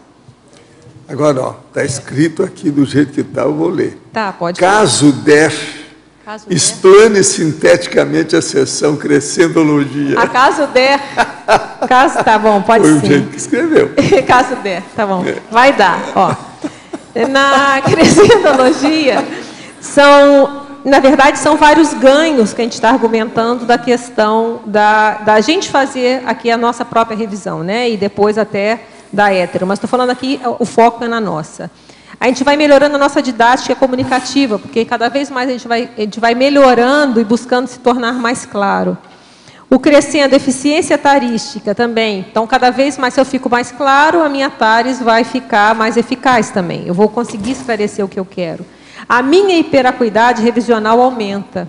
Então, vocês vão ver que nos primeiros verbetes, vocês não vão enxergar um monte de pontos sem negrito aqui, não sei porque que eu não vi. Com o tempo, com o trabalho, você vê que você vai ficando mais esperto com isso. Você vai ficando mais... A hiperacuidade, a atenção vai melhorando em função da sua atenção que está melhorando. O aprimoramento da redação, como a gente falou. A dicionarização cerebral, porque faz parte da escrita, como a gente coloca lá no checklist, a gente, às vezes, é natural nós falarmos com um vocabulário mais restrito. Então, na hora que a gente escreve, a gente acaba repetindo palavras. Então, a gente vai ver que a gente fala, às vezes, tem vícios, né? Fala a mesma palavra, às vezes, 6 vezes. Então, como é que eu faço? Eu vou lá, dou um findzinho, quando eu vejo que está repetindo muito, eu já anoto do lado, taco lá no find de vermelhinho e vou buscando sinônimo para essas palavras. Sem que isso distorça o texto, que é importante que o conteúdo é o principal, né? Então, você vai com isso, você vai aumentando o seu dicionário cerebral, porque você está procurando palavras correlatas, sinonímias, para passar a sua ideia. E, às vezes, até a gente encontra palavras até bem mais adequadas do que aquela que a gente escreveu, às vezes, por vício, né? Valorização do conforto, que é tudo que eu estou falando aqui, vem a importância do conteúdo junto com a forma.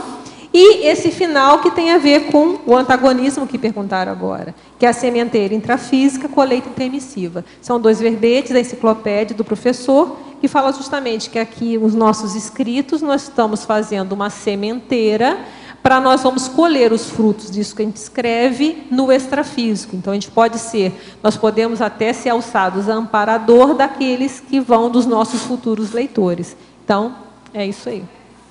Professor, trabalho com minhas energias após uma experiência inusitada que tive numa igreja católica, onde o padre trabalhava com assistência aos fiéis. Muitos desmaiavam, choravam. Naquela época, por volta dos meus 15, 16 anos, fui com os olhos esbugalhados para presenciar os fatos.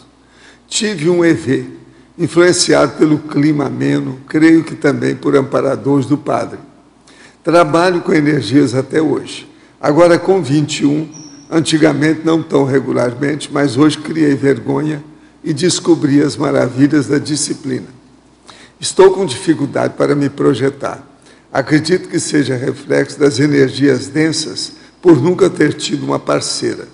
Devo me arriscar na procura de uma parceira e continuar trabalhando com as energias calmo ou corro atrás das moças?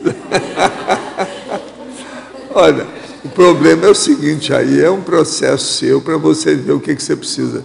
Se você se sente carente de afeto, de convívio, etc., é bom ter uma duplista que vai ampliar o seu equilíbrio para melhorar o estado vibracional.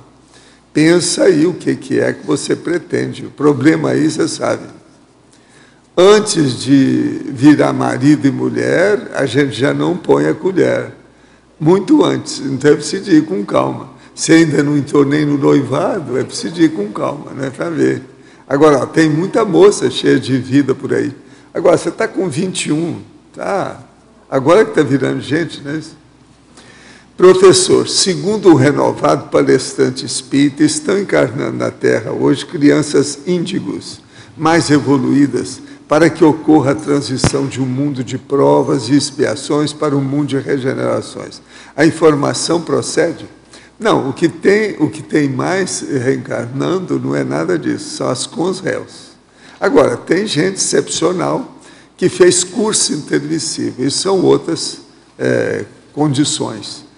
Agora, esse processo de provas e expiações, o que a Terra está passando é que ela tem que mudar. Em vez de ficar com o hospital na frente, ela tem que ficar com a escola. Esse aqui é o caminho. Inclusive, acabar com as religiões, esse negócio todo, que a gente não sabe quando é que isso vai acontecer. Essa que é a opinião nossa, o ponto de vista da gente, o processo é pesquisar, para você ter o seu ponto de vista. Professor, o senhor pode falar mais da importância do pombal, principalmente para os intermissivistas? Não, tem muita gente aí dos mais antigos, inclusive os intermissivistas, que eles estiveram no pombal preparando essa vida atual. E lá adquiriram muita experiência e melhoraram muito através da assistência devido ao curso intermissivo. Então, o pombal é a partir disso. Agora, a pessoa que deve ver o que ela lembra, porque tem gente que lembra do pombal, descreve até a situação toda da Comunex, como é que era, tudo é possível. Professor, ouvi a tertúlia Mini Proex de março de 2008, e nela o senhor fala sobre a pessoa que volta e vive pouco tempo, somente para completar alguma coisa que ficou faltando. Mas se na vida anterior ela dessomou, por exemplo, com 50 anos, e depois na nova ressoma ela vive apenas 15 anos, ela ainda não teria a mesma maturidade dos 50 para dar sequência a algum tipo de trabalho. Poderia comentar? Não, o problema não é nada disso. Você tem que pensar o que a pessoa tem como responsabilidade. Qual o nível de lucidez que ela tem a respeito daquilo que ela tem que fazer. Esse processo de idade é secundário. Eu, aos 14 anos, já sabia tudo que eu tinha que fazer nessa vida. Hoje eu estou com 81. Então, isso tudo é muito relativo. Aí depende do nível de lucidez da pessoa a respeito da PROEX que ela tem que fazer. Essas mini PROEX, elas acontecem, e são essas que têm curta duração. E geralmente a pessoa vem quase sempre que tem envolvimento com a família nuclear ou alguma coisa nesse sentido. Outra aqui. Minha mãe tem 50 anos e foi dona de casa a vida inteira. Criou eu e meus 2 irmãos com muito afinco e disposição. Inclusive, hoje, acho que eu e meus irmãos somos bons cidadãos. Muito ouvi sobre Tales dentro da Conscienciologia.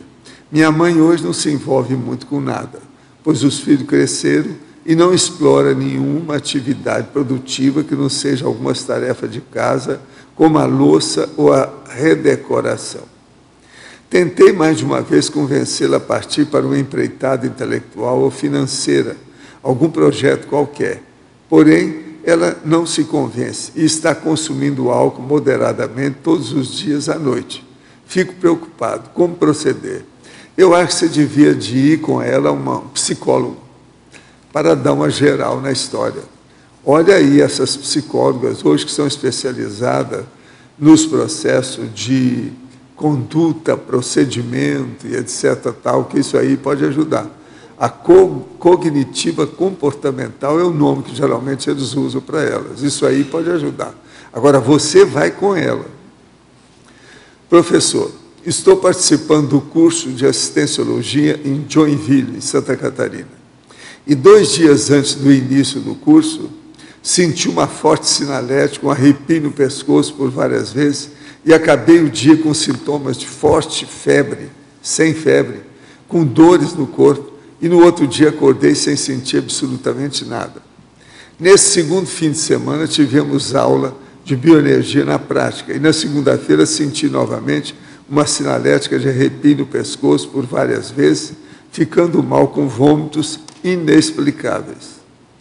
Seria uma assistência, pois me pareceu que servir de isca para alguém, ou faz parte de uma desintoxicação e limpeza energética.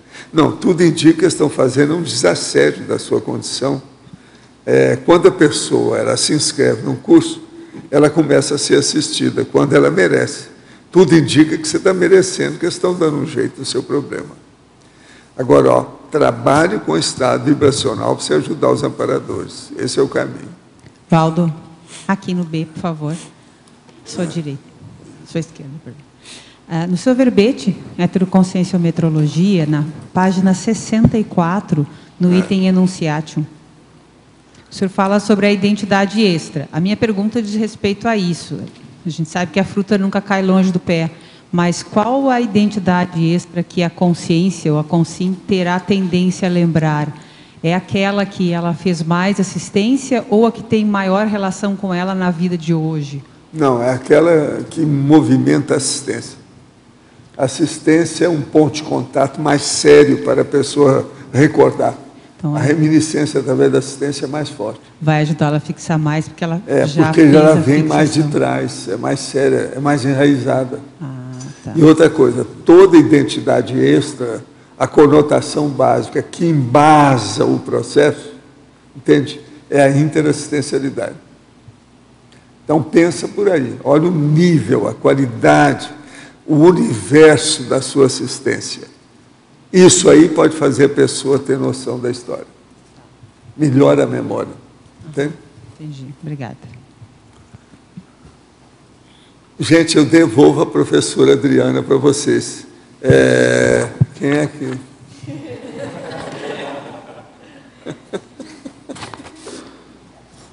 Como é que é? Você não vai falar nada? Ah, é? Está assim. Aqui. Fala assim. Na politicologia, Adriana, na página 51, coloca democracia na autoinclusão ao verbetorado conscienciológico. Isso é a própria política do enciclopedismo conscienciológico, é isso, é democrático, né? A pessoa ela faz um verbete, ela vai apresentar, desde que esteja dentro da conformática, do tom, que tenha o conteúdo conscienciológico, é democrático. A pessoa pode se candidatar a escrever um verbete. Não tem pré-requisito. O pré-requisito é o próprio verbete, a qualidade do verbete que ela vai apresentar. Eu pensava que era a proposta mesma, né, de escrever um verbete. A proposta, né, é democrático isso. Baseada na democracia. Na fatologia, na página 49, o compromisso autoral intransferível de explicitação das ideias pessoais e a composição da fluidez textual. Tá, o compromisso autoral ele é intransferível, né? O autor ele não pode jogar a bola para o revisor. Ele é responsável em explicitar a ideia dele. Porque às vezes o revisor, às vezes está certo o que ele falou, só que não era aquilo que ele queria falar, e o revisor não tem como saber, não vai ler a cabeça dele. Então, vamos supor, a pessoa tem uma ideia e ela escreveu, só que a maneira que ela escreveu dá a entender uma outra coisa. O revisor vai passar, então, tá legal, isso aí está certo. Só que, às vezes, a ideia que a pessoa teve é muito mais complexa, muito maior, às vezes até mais original do que aquilo. Só que o revisor não vai estar errada.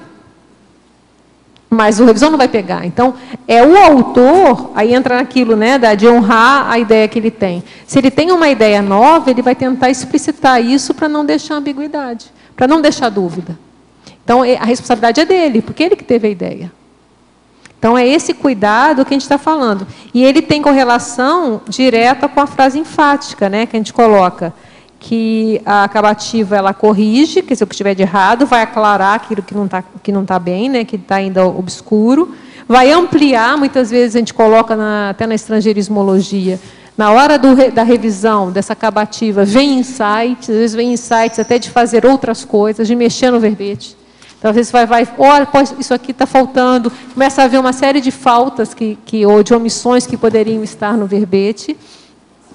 Complementa, né, vai colocar mais dados, enxuga, como eu falei, a hora de cortar. Não adianta fazer um verbete, porque a gente tem que manter a linha, né? Senão a gente começa a ir para cá, a gente leva o leitor para cá e dispersou o verbete da ideia. Se a gente quer passar essa ideia, ele vai falar essa ideia. Se Se a gente vai jogando muito, e nisso a parte do detalhismo acaba ajudando, a pessoa coloca tudo no detalhe. Ah, isso tem a ver, isso tem a ver. Começa, aí o leitor já está aqui, só que ele está falando aqui.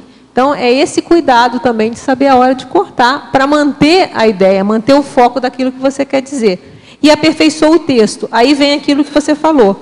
O autor lúcido não delega as responsabilidades pelo confort eficaz. O conteúdo e a forma nas comunicações que ele quer fazer. Porque é ele que vai assinar. O revisor pode não pegar, o revisor pode achar que está certo, mas é porque a ideia, e não pegou, às vezes pegou superficialmente uma ideia, às vezes muito mais séria, que a pessoa escreveu de uma maneira que, às vezes, escreveu em 2 linhas, uma coisa que ela tinha que escrever em 4 parágrafos, para deixar claro. Aquelas 2 linhas estão certas, mas a ideia passou. Perdeu a oportunidade. Então, esses cuidados que a gente está querendo colocar aqui para a pessoa ficar atenta. Tá? E a fluidez textual é o trabalho que a gente vai elaborando o texto para que fique uma leitura que deslize, fácil, fluente. Então, isso tem a ver também com a ideia. Você vai aprofundando a ideia. Então, você vai lendo, tudo tem um encadeamento. É diferente de você escrever aquela sopa de letrinhas. Você vai jogando para cá, já vai tirando para tudo quanto é lado e o leitor se perde. Ele já não sabe mais o que você está querendo dizer.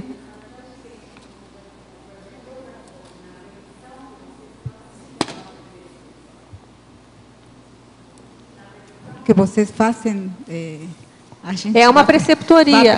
A equipe de revisão, não é fácil, ela é uma preceptoria autoral, é uma preceptoria verbetográfica, está ajudando as pessoas a escreverem, e não só verbete, tudo, né? Não só verbete. Começa, é uma preceptoria, é uma aula gratuita. Porque aqui coloca uma coisa que, no meu caso, tem acontecido. O paradoxo dos cortes adequados serem capazes de engrandecer o texto. Que às vezes por isso que você comentou antes, que a pessoa quer colocar tudo que ela quer. Tudo que ela quer, e às vezes não, aqui é o segundo verbete, né? Aquele exemplo que eu sempre falo, você está falando sobre porta. Então não adianta você ficar fazendo um tratado sobre janela, seu verbete é porta. Então depois você faz um verbete de janela. Então, essas coisas que às vezes não ficam tão claras. Então, por exemplo, quando a gente coloca aqui a criação do arquivo na metas A4, eu tenho sempre meus arquivos, o meu arquivo que eu chamo de lixão. Tem gente que não gosta desse nome, né? Eu não tenho nenhum problema de autoestima de chamar de lixão. Então, aquele arquivo, para todo verbete, eu tenho lá, eu chamo de rascunho, eu ponho RAS e o nome do verbete. E ali eu vou jogando. Tudo que eu tiro do verbete vai para lá. Então, todos os verbetes que eu escrevi até hoje tem um rascunhinho lá. Se eu vou fazer um verbete que tem alguma correlação, eu vou de novo naquele rascunho ver se dá para pensar alguma coisa.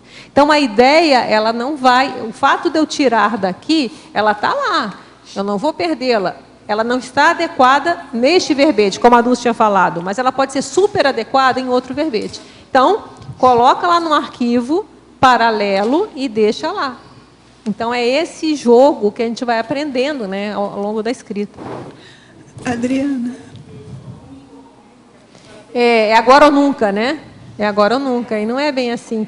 Porque, às vezes, você começa... O autor perde... O leitor, digo, né? O leitor, ele pode se perdendo na leitura, né? Porque jogou para cá, jogou para lá, jogou para lá, e ele não foi no foco que você queria. E aí ele dispersa, às vezes, até atalhos que você queria... dispersou, porque você estava querendo falar de uma coisa, aí depois você começa a fazer uma outra coisa aqui, e aí ele entra, não, eu vou prestar atenção aqui, e aquilo que você queria falar, ele desconsiderou.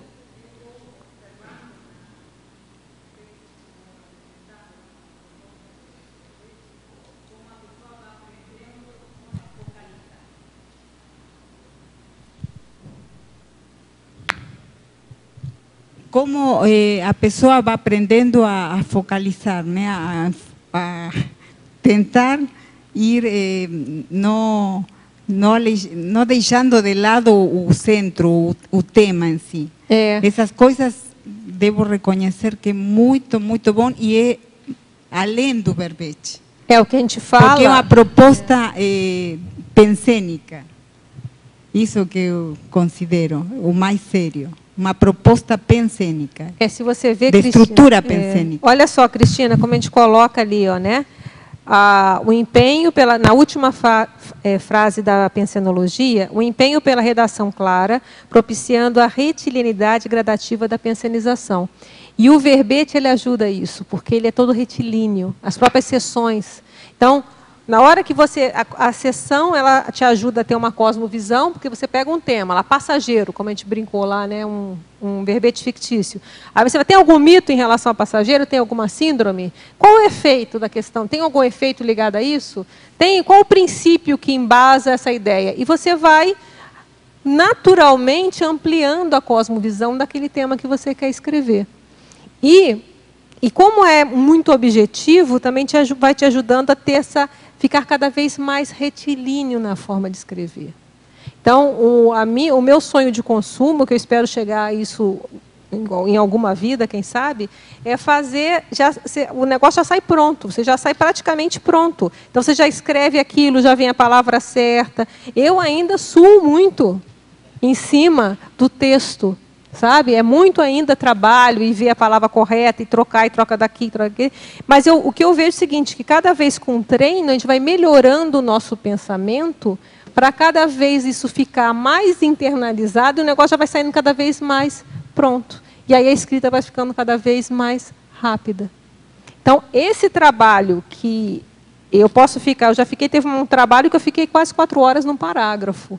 Não foi verbete, não, foi um outro trabalho que eu fiz.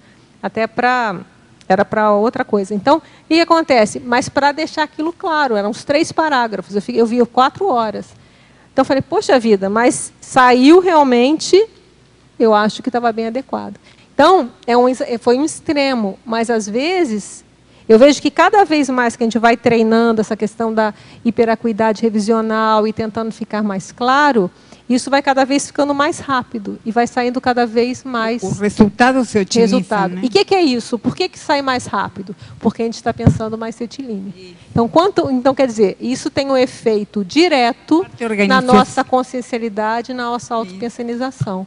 Então, o trabalho de revisão, ele vai mexer muito mais fundo do que só ficar olhando aqui. Ele está mexendo nos nossos atributos conscienciais, na sua maneira de pensar. Então, é muito sério. Muito obrigada. Adriana, Marilza, na 4ª linha de fatologia, você primeiro fala na desdramatização do labor revisional e, em seguida, você fala do aspecto lúdico do trabalho de revisão. Né? Aí você tem umas sugestões de duas atividades assim lúdicas, né? É uma comparação. É uma comparação que você faz, mas de qualquer maneira, embora tenha implicado, eu queria que você entrasse um pouco nessa questão do labor da revisão, que isso não se aplica só aos verbetes, né? O verbete tem uma exigência muito maior devido todo o contexto do próprio verbete. E o aspecto lúdico, você fizesse aí um contraponto entre esses dois. Olha, toda a revisão, isso se aplica a qualquer revisão, essas analogias que eu joguei aqui, né? Foi uma maneira de mostrar como isso pode ser. As pessoas às vezes gastam tempo no passatempo, até o nome dessas revistas é passatempo, né? Você está passando o tempo, fica lá fazendo palavra cruzada, vai ajudar atributo consciencial? Vai ajudar uma série de coisas? Vai. Mas vai fazer revisão, é mais útil, né? Você vai estar ajudando e vai estar vai estar mexendo também com seus atributos. Então, o que eu vejo é importante essa atenção a essa realidade. Serve para qualquer coisa, para livro, para artigo. Entendeu, Marilza? Então, se a pessoa, em vez dela gastar o tempo com os joguinhos, aparentemente, que tudo bem, para algumas pessoas vai ser ótimo, mas a revisão ela também vai te ajudar nisso. Então, na hora, como a gente fala da palavra cruzada, né? O que é a palavra cruzada? Tem lá tem uma definição, por assim dizendo, né? E o que é isso em 3 letras? O que é isso em 4 letras? Sim. Então, pensa, vamos fazer uma analogia. Quando eu tenho uma ideia, e às vezes essa ideia, eu não sei a palavra que vai melhor exprimir essa ideia. É mais ou menos isso. Eu tenho um conceito, que eu posso ter pego esse conceito da realidade, de alguma coisa, e eu quero passar isso para palavras. É mais ou menos isso. Eu só não vou ter indicação de quantas letras, né? Mas eu vou trabalhar, então eu vou para o dicionário ajuda muito, faz o trabalho lá, vai procurando sinonímias, e às vezes eu encontro aquela palavra que mais aproxima desse conceito que eu quero escrever. Então, isso serve para qualquer coisa. E é mais ou menos assim, em tese, em analogia, o trabalho de uma palavra cruzada, que você pega um conceito e você vai achar a palavra que corresponde ao conceito. Tá. Mas, na verdade, quando eu li essa questão do aspecto lúdico da revisão, é que eu passei agora por uma experiência em revisão, que a gente está revisando aí o dicionário de neologismo, uma coisa muito séria, muito acelerada também, devido ao tempo. E eu me percebi com mais leveza lidando com o processo da revisão. Não sei se era empolgação, entusiasmo com a ideia do dicionário vir a ser publicado. E isso me reportou, né, o que você escreveu me reportou essa minha experiência que eu estou tendo no momento, que é justamente quando você tem o aspecto lúdico, você não encara as revisões com dramatização, tem que revisar isso aqui e tal. Então, é que você vai ter o prazer da revisão e tirar as vantagens que sempre o professor Valdo fala aí sobre o aprendizado da revisão. Então, por isso que eu fiz a pergunta que eu identifiquei quando vocês disseram, gente, a gente trabalhou com um aspecto acelerado, mas com um aspecto lúdico, as coisas fluindo muito bem, porque todo mundo estava ali voltado, né? A Cristina também estava lá, né, Cristina? Voltado para isso. Achei muito boa a sua colocação aqui e queria chamar a atenção das pessoas, né, nessa questão do desdramatizar e olhar a coisa com mais boa vontade, dentro da minha própria experiência. Muito bom. E uma coisa que é importante que você falou, eu até comentei rapidamente aqui, é a questão do amparo de função, né? Num livro como esse, tanto a enciclopédia como um livro desse, como o dicionário, lembrar que vai ter amparo de função também. Com então, certeza. Aproveita a oportunidade também de mas você também interagir melhor, né? Tem que se propor a que esse amparo venha até você, né? Também se tornar aceptível a isso, que aconteça, né? Esse amparo. Eu acho que foi isso. Todo mundo estava muito empolgado, com muita responsabilidade. E tem sido muito bom o trabalho. Tá bom, obrigada. Adriana, na verdade, não é nenhuma pergunta, é mais duas constatações, né? Que hoje cedo o professor Valdo falou que aqui na tertúlia, na verdade, é um palco da vida. Ele utilizou bem esse termo. Que aqui acontecem muitas experiências e que algumas consciências intermissivistas vinham para cá para aprender mais conosco do que com a paralencologia.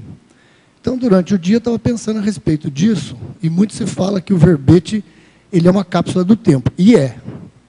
Mas aí comecei a pensar a respeito, pode parecer até que é óbvio, e também pode ser que seja mesmo, mas aquelas obviedades que o professor Valdo fala que às vezes está no detalhe, que o verbete, no primeiro momento, além de assistir às consins, pela vivência do verbetógrafo, pela experiência de vida, por exemplo, pegando aqui, pé de meia, a consciex que vai ressomar e teve problemas de pé de meia, eles vão trazer esse pessoal aqui para ver como foi a vivência daquela pessoa que não teve problema com o pé de meia, para facilitar a ressoma deles.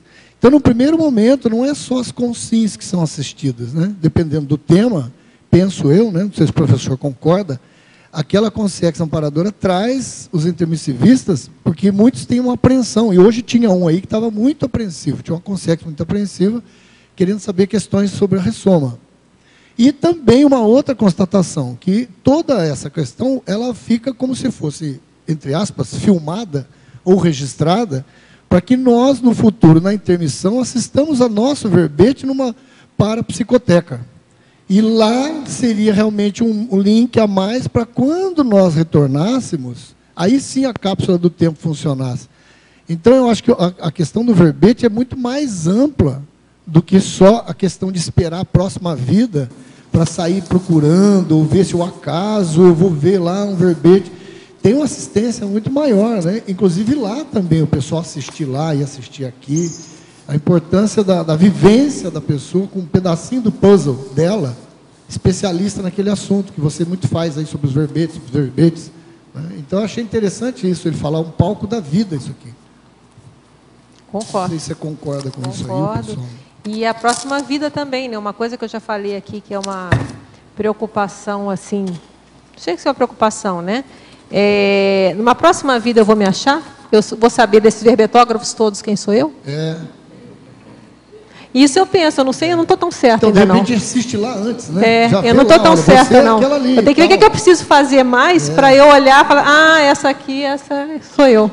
Não sou a Dulce, não sou a Rosa, sou quem não, eu sou a Adriana. Então, isso, ou sei lá, se eu vou mudar de gênero, né, vai ser mais difícil ainda. Eu vou procurar entre os homens, né? Na África, então, eu não sei. Tudo, né? Mas isso é uma coisa para a gente pensar mesmo. Quanto mais a gente colocar um pouco de nós, a nossa experiência aqui, até eu não sei que massa crítica que vai ter que ter de verbetes ou de temas para a gente se encontrar e ficar tão fácil a gente ver, esse sou eu. E você né? tocou num ponto aí que o interessante é que o confort do verbete é a moldura, mas a pessoa coloca ali os ingredientes dela. A energia dela está aqui, né? E os ingredientes, como é que ela funciona, como é que ela pensa, a experiência, se ela é mais negativa, se ela é mais positiva, se ela é mais isso, facilita também para ela se localizar depois, porque não muda tudo, o temperamento ele ainda mantém por um bom tempo, né? Exatamente.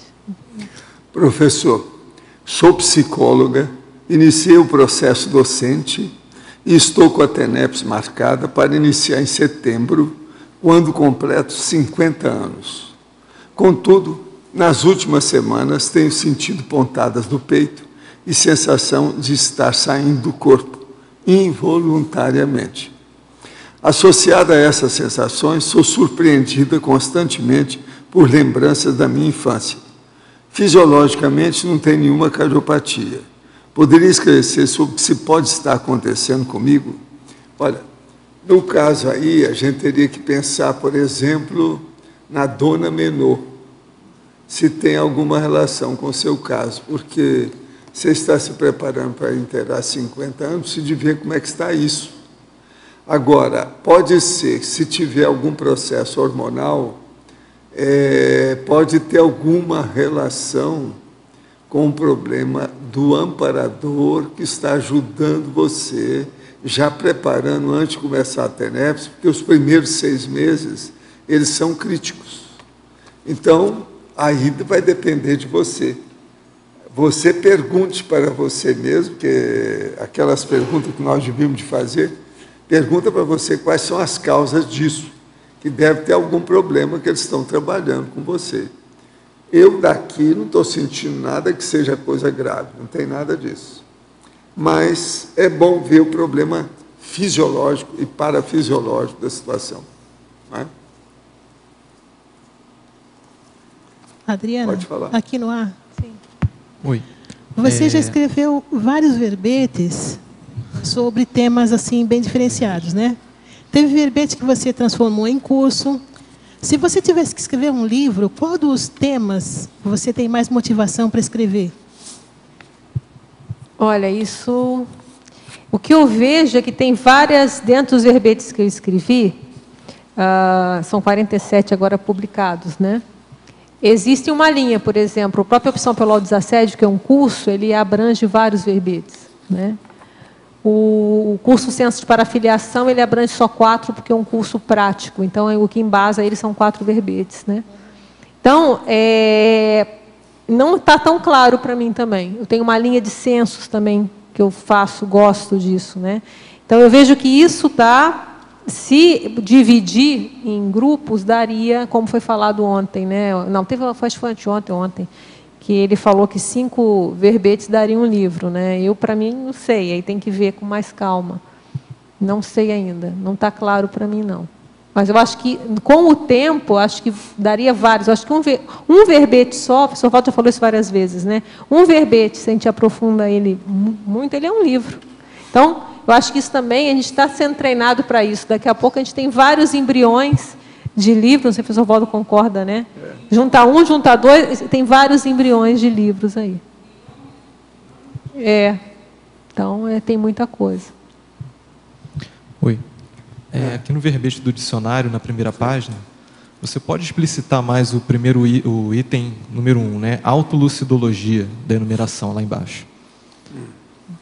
Autopesquisologia? Autolucidologia, no argumentário. Autolucidologia.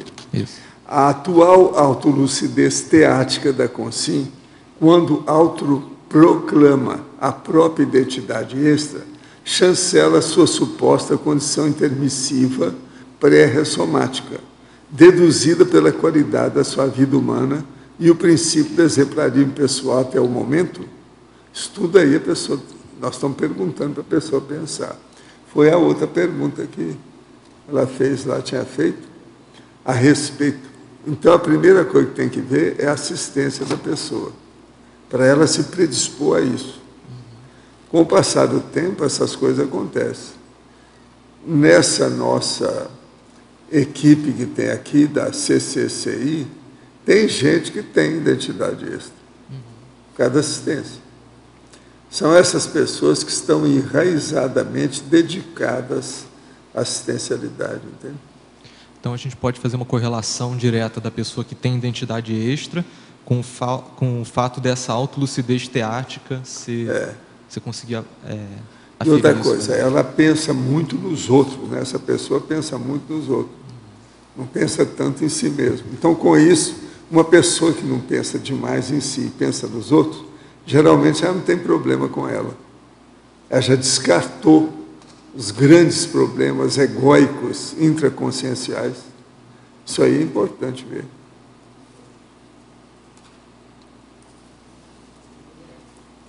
Aqui, de novo, na parafatologia.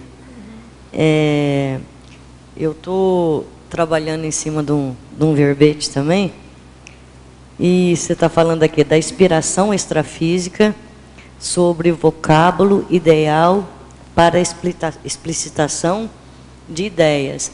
Às vezes eu estava arrumando a cozinha, mexendo qualquer coisa na cozinha, aí vinha aquela ideia, eu corria lá, marcava e dava pulo igualzinho solonguinho, quando você perde alguma coisa, dava aquele pulinho, né? Aí dormindo, eu estava dormindo, que eu gosto de dormir cedo, eu não gosto de televisão, ou eu leio, eu fico mentalizando, né? E ficava a noite inteira, foi uma semana naquela história do verbete. Vinha cada ideia, inspiração, que eu falo, nossa, isso não é meu, isso é meu. E você está falando nesse sentido aqui, né? Da inspiração extrafísica. Às vezes é um vocábulo, é uma palavra. E aí, às vezes, você vem uma ideia, uma palavra na cabeça, você está trabalhando, fazendo a revisão. E aí vem uma palavra. Isso acontece muitas vezes na heterorevisão. A gente está fazendo um trabalho de heterorevisão, vem uma palavra assim, perfeita, que encaixa certinho, às vezes, para a gente fazer uma alteração, alguma coisa. Então, vem aquela palavra, a gente vai olhar no dicionário, a gente vê que é exatamente o sentido. E o que chama mais atenção é quando vem encriptado, ou melhor, faltou a deficiência do nosso cérebro. Então, a gente pegou a palavra meio parecida. A gente olha no dicionário, a palavra não bate. Mas fica aquela palavra meio estranha. Então, o bom é que o dicionário online, você consegue colocar, por exemplo, aquela pesquisa terminado por. Então, você coloca o final da palavra. Sabe que é alguma coisa de agora, por exemplo, agora. Aí você tenta ver mais ou menos parecido, não bate. Aí você põe aquele agora no final e vai aparecer todas as palavras terminadas com agora, por exemplo. E aí, às vezes, ali você encontra. Ah, é isso. É aquela palavra que, às vezes, eu peguei trocado. Então, isso é uma das confirmações, que vem aquela ideia, que pode ser até, aí pode pensar, é extrafísico, é do insight, é do próprio cérebro, não importa, mas a ideia surge... Encaixa, né? Encaixa certinho, às vezes, naquele contexto. E a sincronicidade também. Às vezes eu estava assistindo a tertúlia, o professor falava alguma coisa lá, eu corria, falei, nossa, eu pensei isso e pus lá também. Ou o verbetógrafo também que estava falando, eu escrevi uma frase que o verbetógrafo tinha falado. Eu falei, mas não é possível, eu não encontrei com essa pessoa, não tem lógica, né? Mas é gostoso isso. E o amparador também aqui, deve ter bastante amparadores aqui, verbetógrafo, porque quando eu cheguei aqui, quando eu falei com a Rosa, e que eu falei com a Dulce, nossa, está caindo tudo. A Dulce deu umas risadinhas, eu comecei a rir também do que ela estava rindo, mas não sabia do que ela estava rindo. Mas eu ri também, eu só agradecer você, viu? Obrigado, viu, Rosa? Agora me conta, Marilu, quando você está lá na cozinha, que você falou que tinha inspiração, não tinha nada a ver com panela, não, né? Ah, não, que é amparador, não é panelador, não. Aí é que eu tiro. Não era panelador. A diferença é essa. Positivo, foi positivo. Valeu, obrigada. É uma coisa só que eu queria frisar aqui na técnica, é que eu coloco aqui, ó, que a leitura é verificação isolada. Quem for usar o checklist, é usado um item de cada vez. Então, não é pensar que vai fazer a leitura corrida olhando tudo, não. Por exemplo, na hora de colocar ponto, é olhar o verbete inteiro só olhando ponto.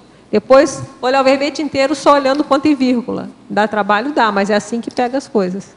Né? Por sinal, você podia falar também o grande aí... Não, eu ia te perguntar detector de espaços. Por isso que eu achei engraçado. Você tem alguma... Quando eu faço revisão, eu tenho uma sequência que eu sigo. Às vezes eu posso, até inverter para realmente olhar de outra maneira. Mas você tem alguma sequência assim, que você segue no seu checklist? Mas eu digo, vamos dizer assim, a sequência nessa mesma ordem aí que você segue exatamente? Ordem. Ah, sim. É essa a ordem. Então, por exemplo, no manual do Verbetografia tem o checklist revisão, mas ele é resumido perto desse. Esse aqui foi ampliado. Tá? O checklist revisão era o que a gente fazia para as hetero-revisões. Né? Então, está lá publicado, que é justamente a ordem que é feito mesmo, que eu faço. Então, isso aqui está seguindo essa ordem. Então, vai lá, olha o título, olha a especialidade de neologia exemplo. Então, é um de cada vez, porque lendo corrido, às vezes você não pega, não. Ponto, negrito, essas coisas é difícil você pegar lendo corrido passa. Tem que passa. parar para... E às vezes quando a gente tem que fazer revisão mais rápida, não dá para fazer essa exaustiva aqui. Aí começa a passar tudo. Esse é o problema. Teria que fazer, porque aí isso aqui dá trabalho, né? São, no mínimo, 1 hora por verbete. Professor Valdo, será que o senhor podia ampliar cobaiologia no DAC? Na abordagem técnica da pesquisa conscienciometrológica, a heterocriticidade quanto a determinada pessoa pode alcançar o elevado patamar de realismo, cognição e esclarecimento geral, quando a consciencobaia revela ou auto-reconhece a própria identidade extra. Quando isso pode acontecer? Como é que é? Quando isso pode acontecer? Em que momento? É a hora que a pessoa está fazendo muita assistência, que os amparadores veem que, às vezes, é importante ela ver a responsabilidade dela do passado. Com isso, então, amplia, vamos dizer, a disciplina, a metodologia, a organização da pessoa daí em diante. Eu já vi casos com homens e mulheres que isso aconteceu. Agora, o que se passa? Isso só pode acontecer quando a pessoa está muito preparada para não ter o choque do processo, não da assistência em si ou da identidade extra, não é isso. Mas ela ter o choque dela reconhecer a vida anterior dela. Porque não é todo mundo que pode ver o processo da personalidade consecutiva. Sim. Tem gente que não está preparada. Ela, às vezes, está pensando por aqui e a realidade dela é por aqui. Então, aí não conjumina, aquilo não se dá bem, os amparadores evitam, né, está esclarecendo. Agora, veja, isso pode acontecer até mesmo uma pessoa que faça muita assistência. Aí que entra aquilo que o senhor fala, primeiro um flash. Dá um flash, vê como é que a pessoa fica. E eles, geralmente, eles insistem de início em flashes. Então, aquilo acontece várias vezes, como se fossem umas visões, um processo de um cenário, uma ideia persistente que aparece sem mais nem menos, que pulula na imaginação, na lembrança, na cabeça da pessoa. Agora, quando isso tem valor, aquilo começa a ficar assim, uniforme. Aí a pessoa vê que não é dela, ela vê que tem um exo-pensene, um pensene de fora que está entrando no micro-universo consciencial dela. Ela aí começa a acatar aquilo, ela se predispõe para o processo naturalmente. E vem as sincronicidades do processo junto com todo esse processo, né? Começa a vir aquilo que você falou do livro aqui. Agora, é o máximo, é a hora que ela reconhece isso, se predispõe favoravelmente, com a intenção boa, organiza a vida para se ajustar àquela nova condição, aí tudo defasa, amplia, dá um upgrade na vida da pessoa. Esse é o caminho. Agora, o que eu vejo é o seguinte, a pessoa não deve preocupar tanto com isso, não. Se isso tem importância, ela deve fazer a assistência dela, praticar a TENEPS, ver o que ela faz com isso, trabalhar com EV, etc. Se os amparadores veem que é importante, eles vão tomar a iniciativa de movimentar a situação. Eles, então, intensificam aquilo e, geralmente, ajuda muito. Eles não dão ponto sem nó. Agora, se acontece, vai aumentar a responsabilidade da pessoa. É necessário que ela esteja preparada para aquilo. Porque essa questão do flash é para melhorar o rapport dela com a situação toda? Porque assistência, como o senhor falou... Os flashes começam, quando eles insistem, eles vincam a pessoa, marcam a pessoa com a situação. Então, ela começa a pensar naquilo, ela se predispõe mais. Certo. A hora que predispõe, vem os episódios. Entende? Agora, ó, nós esperamos, então, o seu 48º verbete o mais depressa possível até a semana que vem. Tá bom? Obrigado. Os nossos comerciais, por favor. Obrigado. Hoje tivemos 40 assinaturas no livro de presença, 24 perguntas presenciais e 20 online. Os recados são da Nilma sobre o acoplamentário, a Anália sobre retrocognição, a Marta, oficina de redação, e a Milce sobre a holoteca. Agora com vocês o Fernando sobre o programa Amigos. Boa tarde a todos. Hoje nós tivemos a apresentação de um verbete sobre como escrever um verbete, uma acabativa verbetográfica. Então, o nosso convite a você para participar da produção da Enciclopédia da Conscienciologia. Você tem diversas formas, seja como um verbetógrafo, uma equipe de revisores da pré-IC Verbetografia, trabalhando nas dezenas de equipes técnicas que nós temos aqui atuando, como voluntários no Holocírculo, na holoteca, aqui no tertuliário, na administração, na gestão de tudo isso. Então, todas essas equipes tornam possível a produção da Enciclopédia da Conscienciologia. E o programa Amigo da Enciclopédia é o que dá a sustentação financeira para manter tudo isso aqui, para que isso seja possível. Então, nós convidamos você também para se tornar um mantenedor da produção da Enciclopédia da Conscienciologia e toda essa infraestrutura que existe aqui.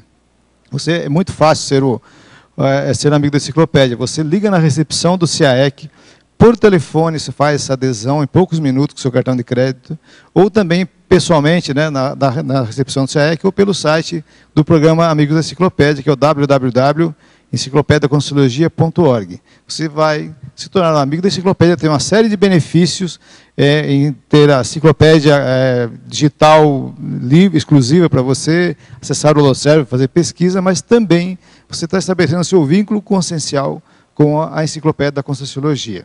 Então, nós agradecemos o seu apoio. Boa tarde. Extraterrestriologia é o tema do acoplamentário de 17 a 19 de maio, com os epicons Everton Santos, Leonardo Firmato e Amin Lascani. Entre outros objetivos, o curso vai promover reflexão profunda quanto às vivências do parapsiquismo e do trinômio acolhimento, orientação, encaminhamento. Falta apenas 3 dias. Faça sua inscrição na recepção do CAEC. Esperamos você no acoplamentário. Obrigada. Boa tarde. A ACIP está oferecendo o curso Retrocognição, ministrado pelos professores Marcone Maia e Mário Oliveira. Serão temas abordados, entre outros, sinais de regressão às vidas passadas e mecanismos de rememoração. O curso, que é sem pré-requisito, será no dia 19, próximo domingo, das 8h30 até as 18 horas, na sede da ACIP. As vagas são limitadas. Maiores informações pelo telefone 2102-1421, a partir das 15 horas, ou comigo aqui, logo após a tertúlia, estarei recebendo as inscrições, quem estiver interessado em fazer, ou pelo e-mail acip@acip.com. Obrigada.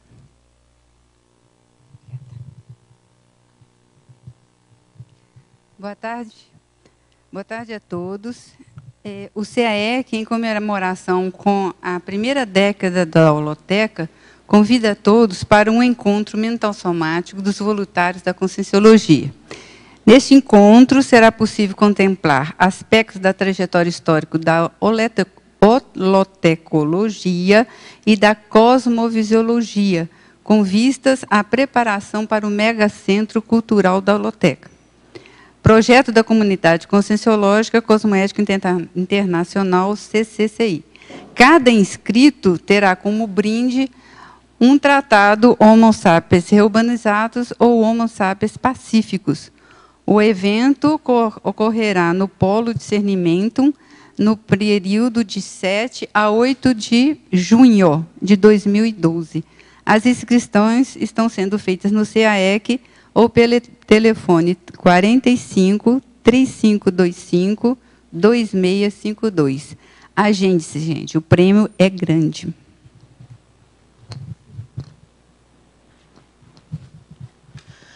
Boa tarde a todos. O convite em nome do CAEC e do Colégio Invisível da Ressexologia para a oficina de redação, que ocorrerá domingo, dia 19 de maio, das 15 às 18 horas, aqui no CAEC. Essa oficina é importante porque visa trazer para as pessoas as informações básicas sobre a redação de um texto no estilo jornalístico de divulgação científica aplicada à Conscienciologia. O objetivo é exercitar a escrita de textos jornalísticos e de divulgação científica para pesquisadores de qualquer especialidade da Conscienciologia. As inscrições podem ser feitas na recepção do CAEC. O telefone é 045 3525 2652.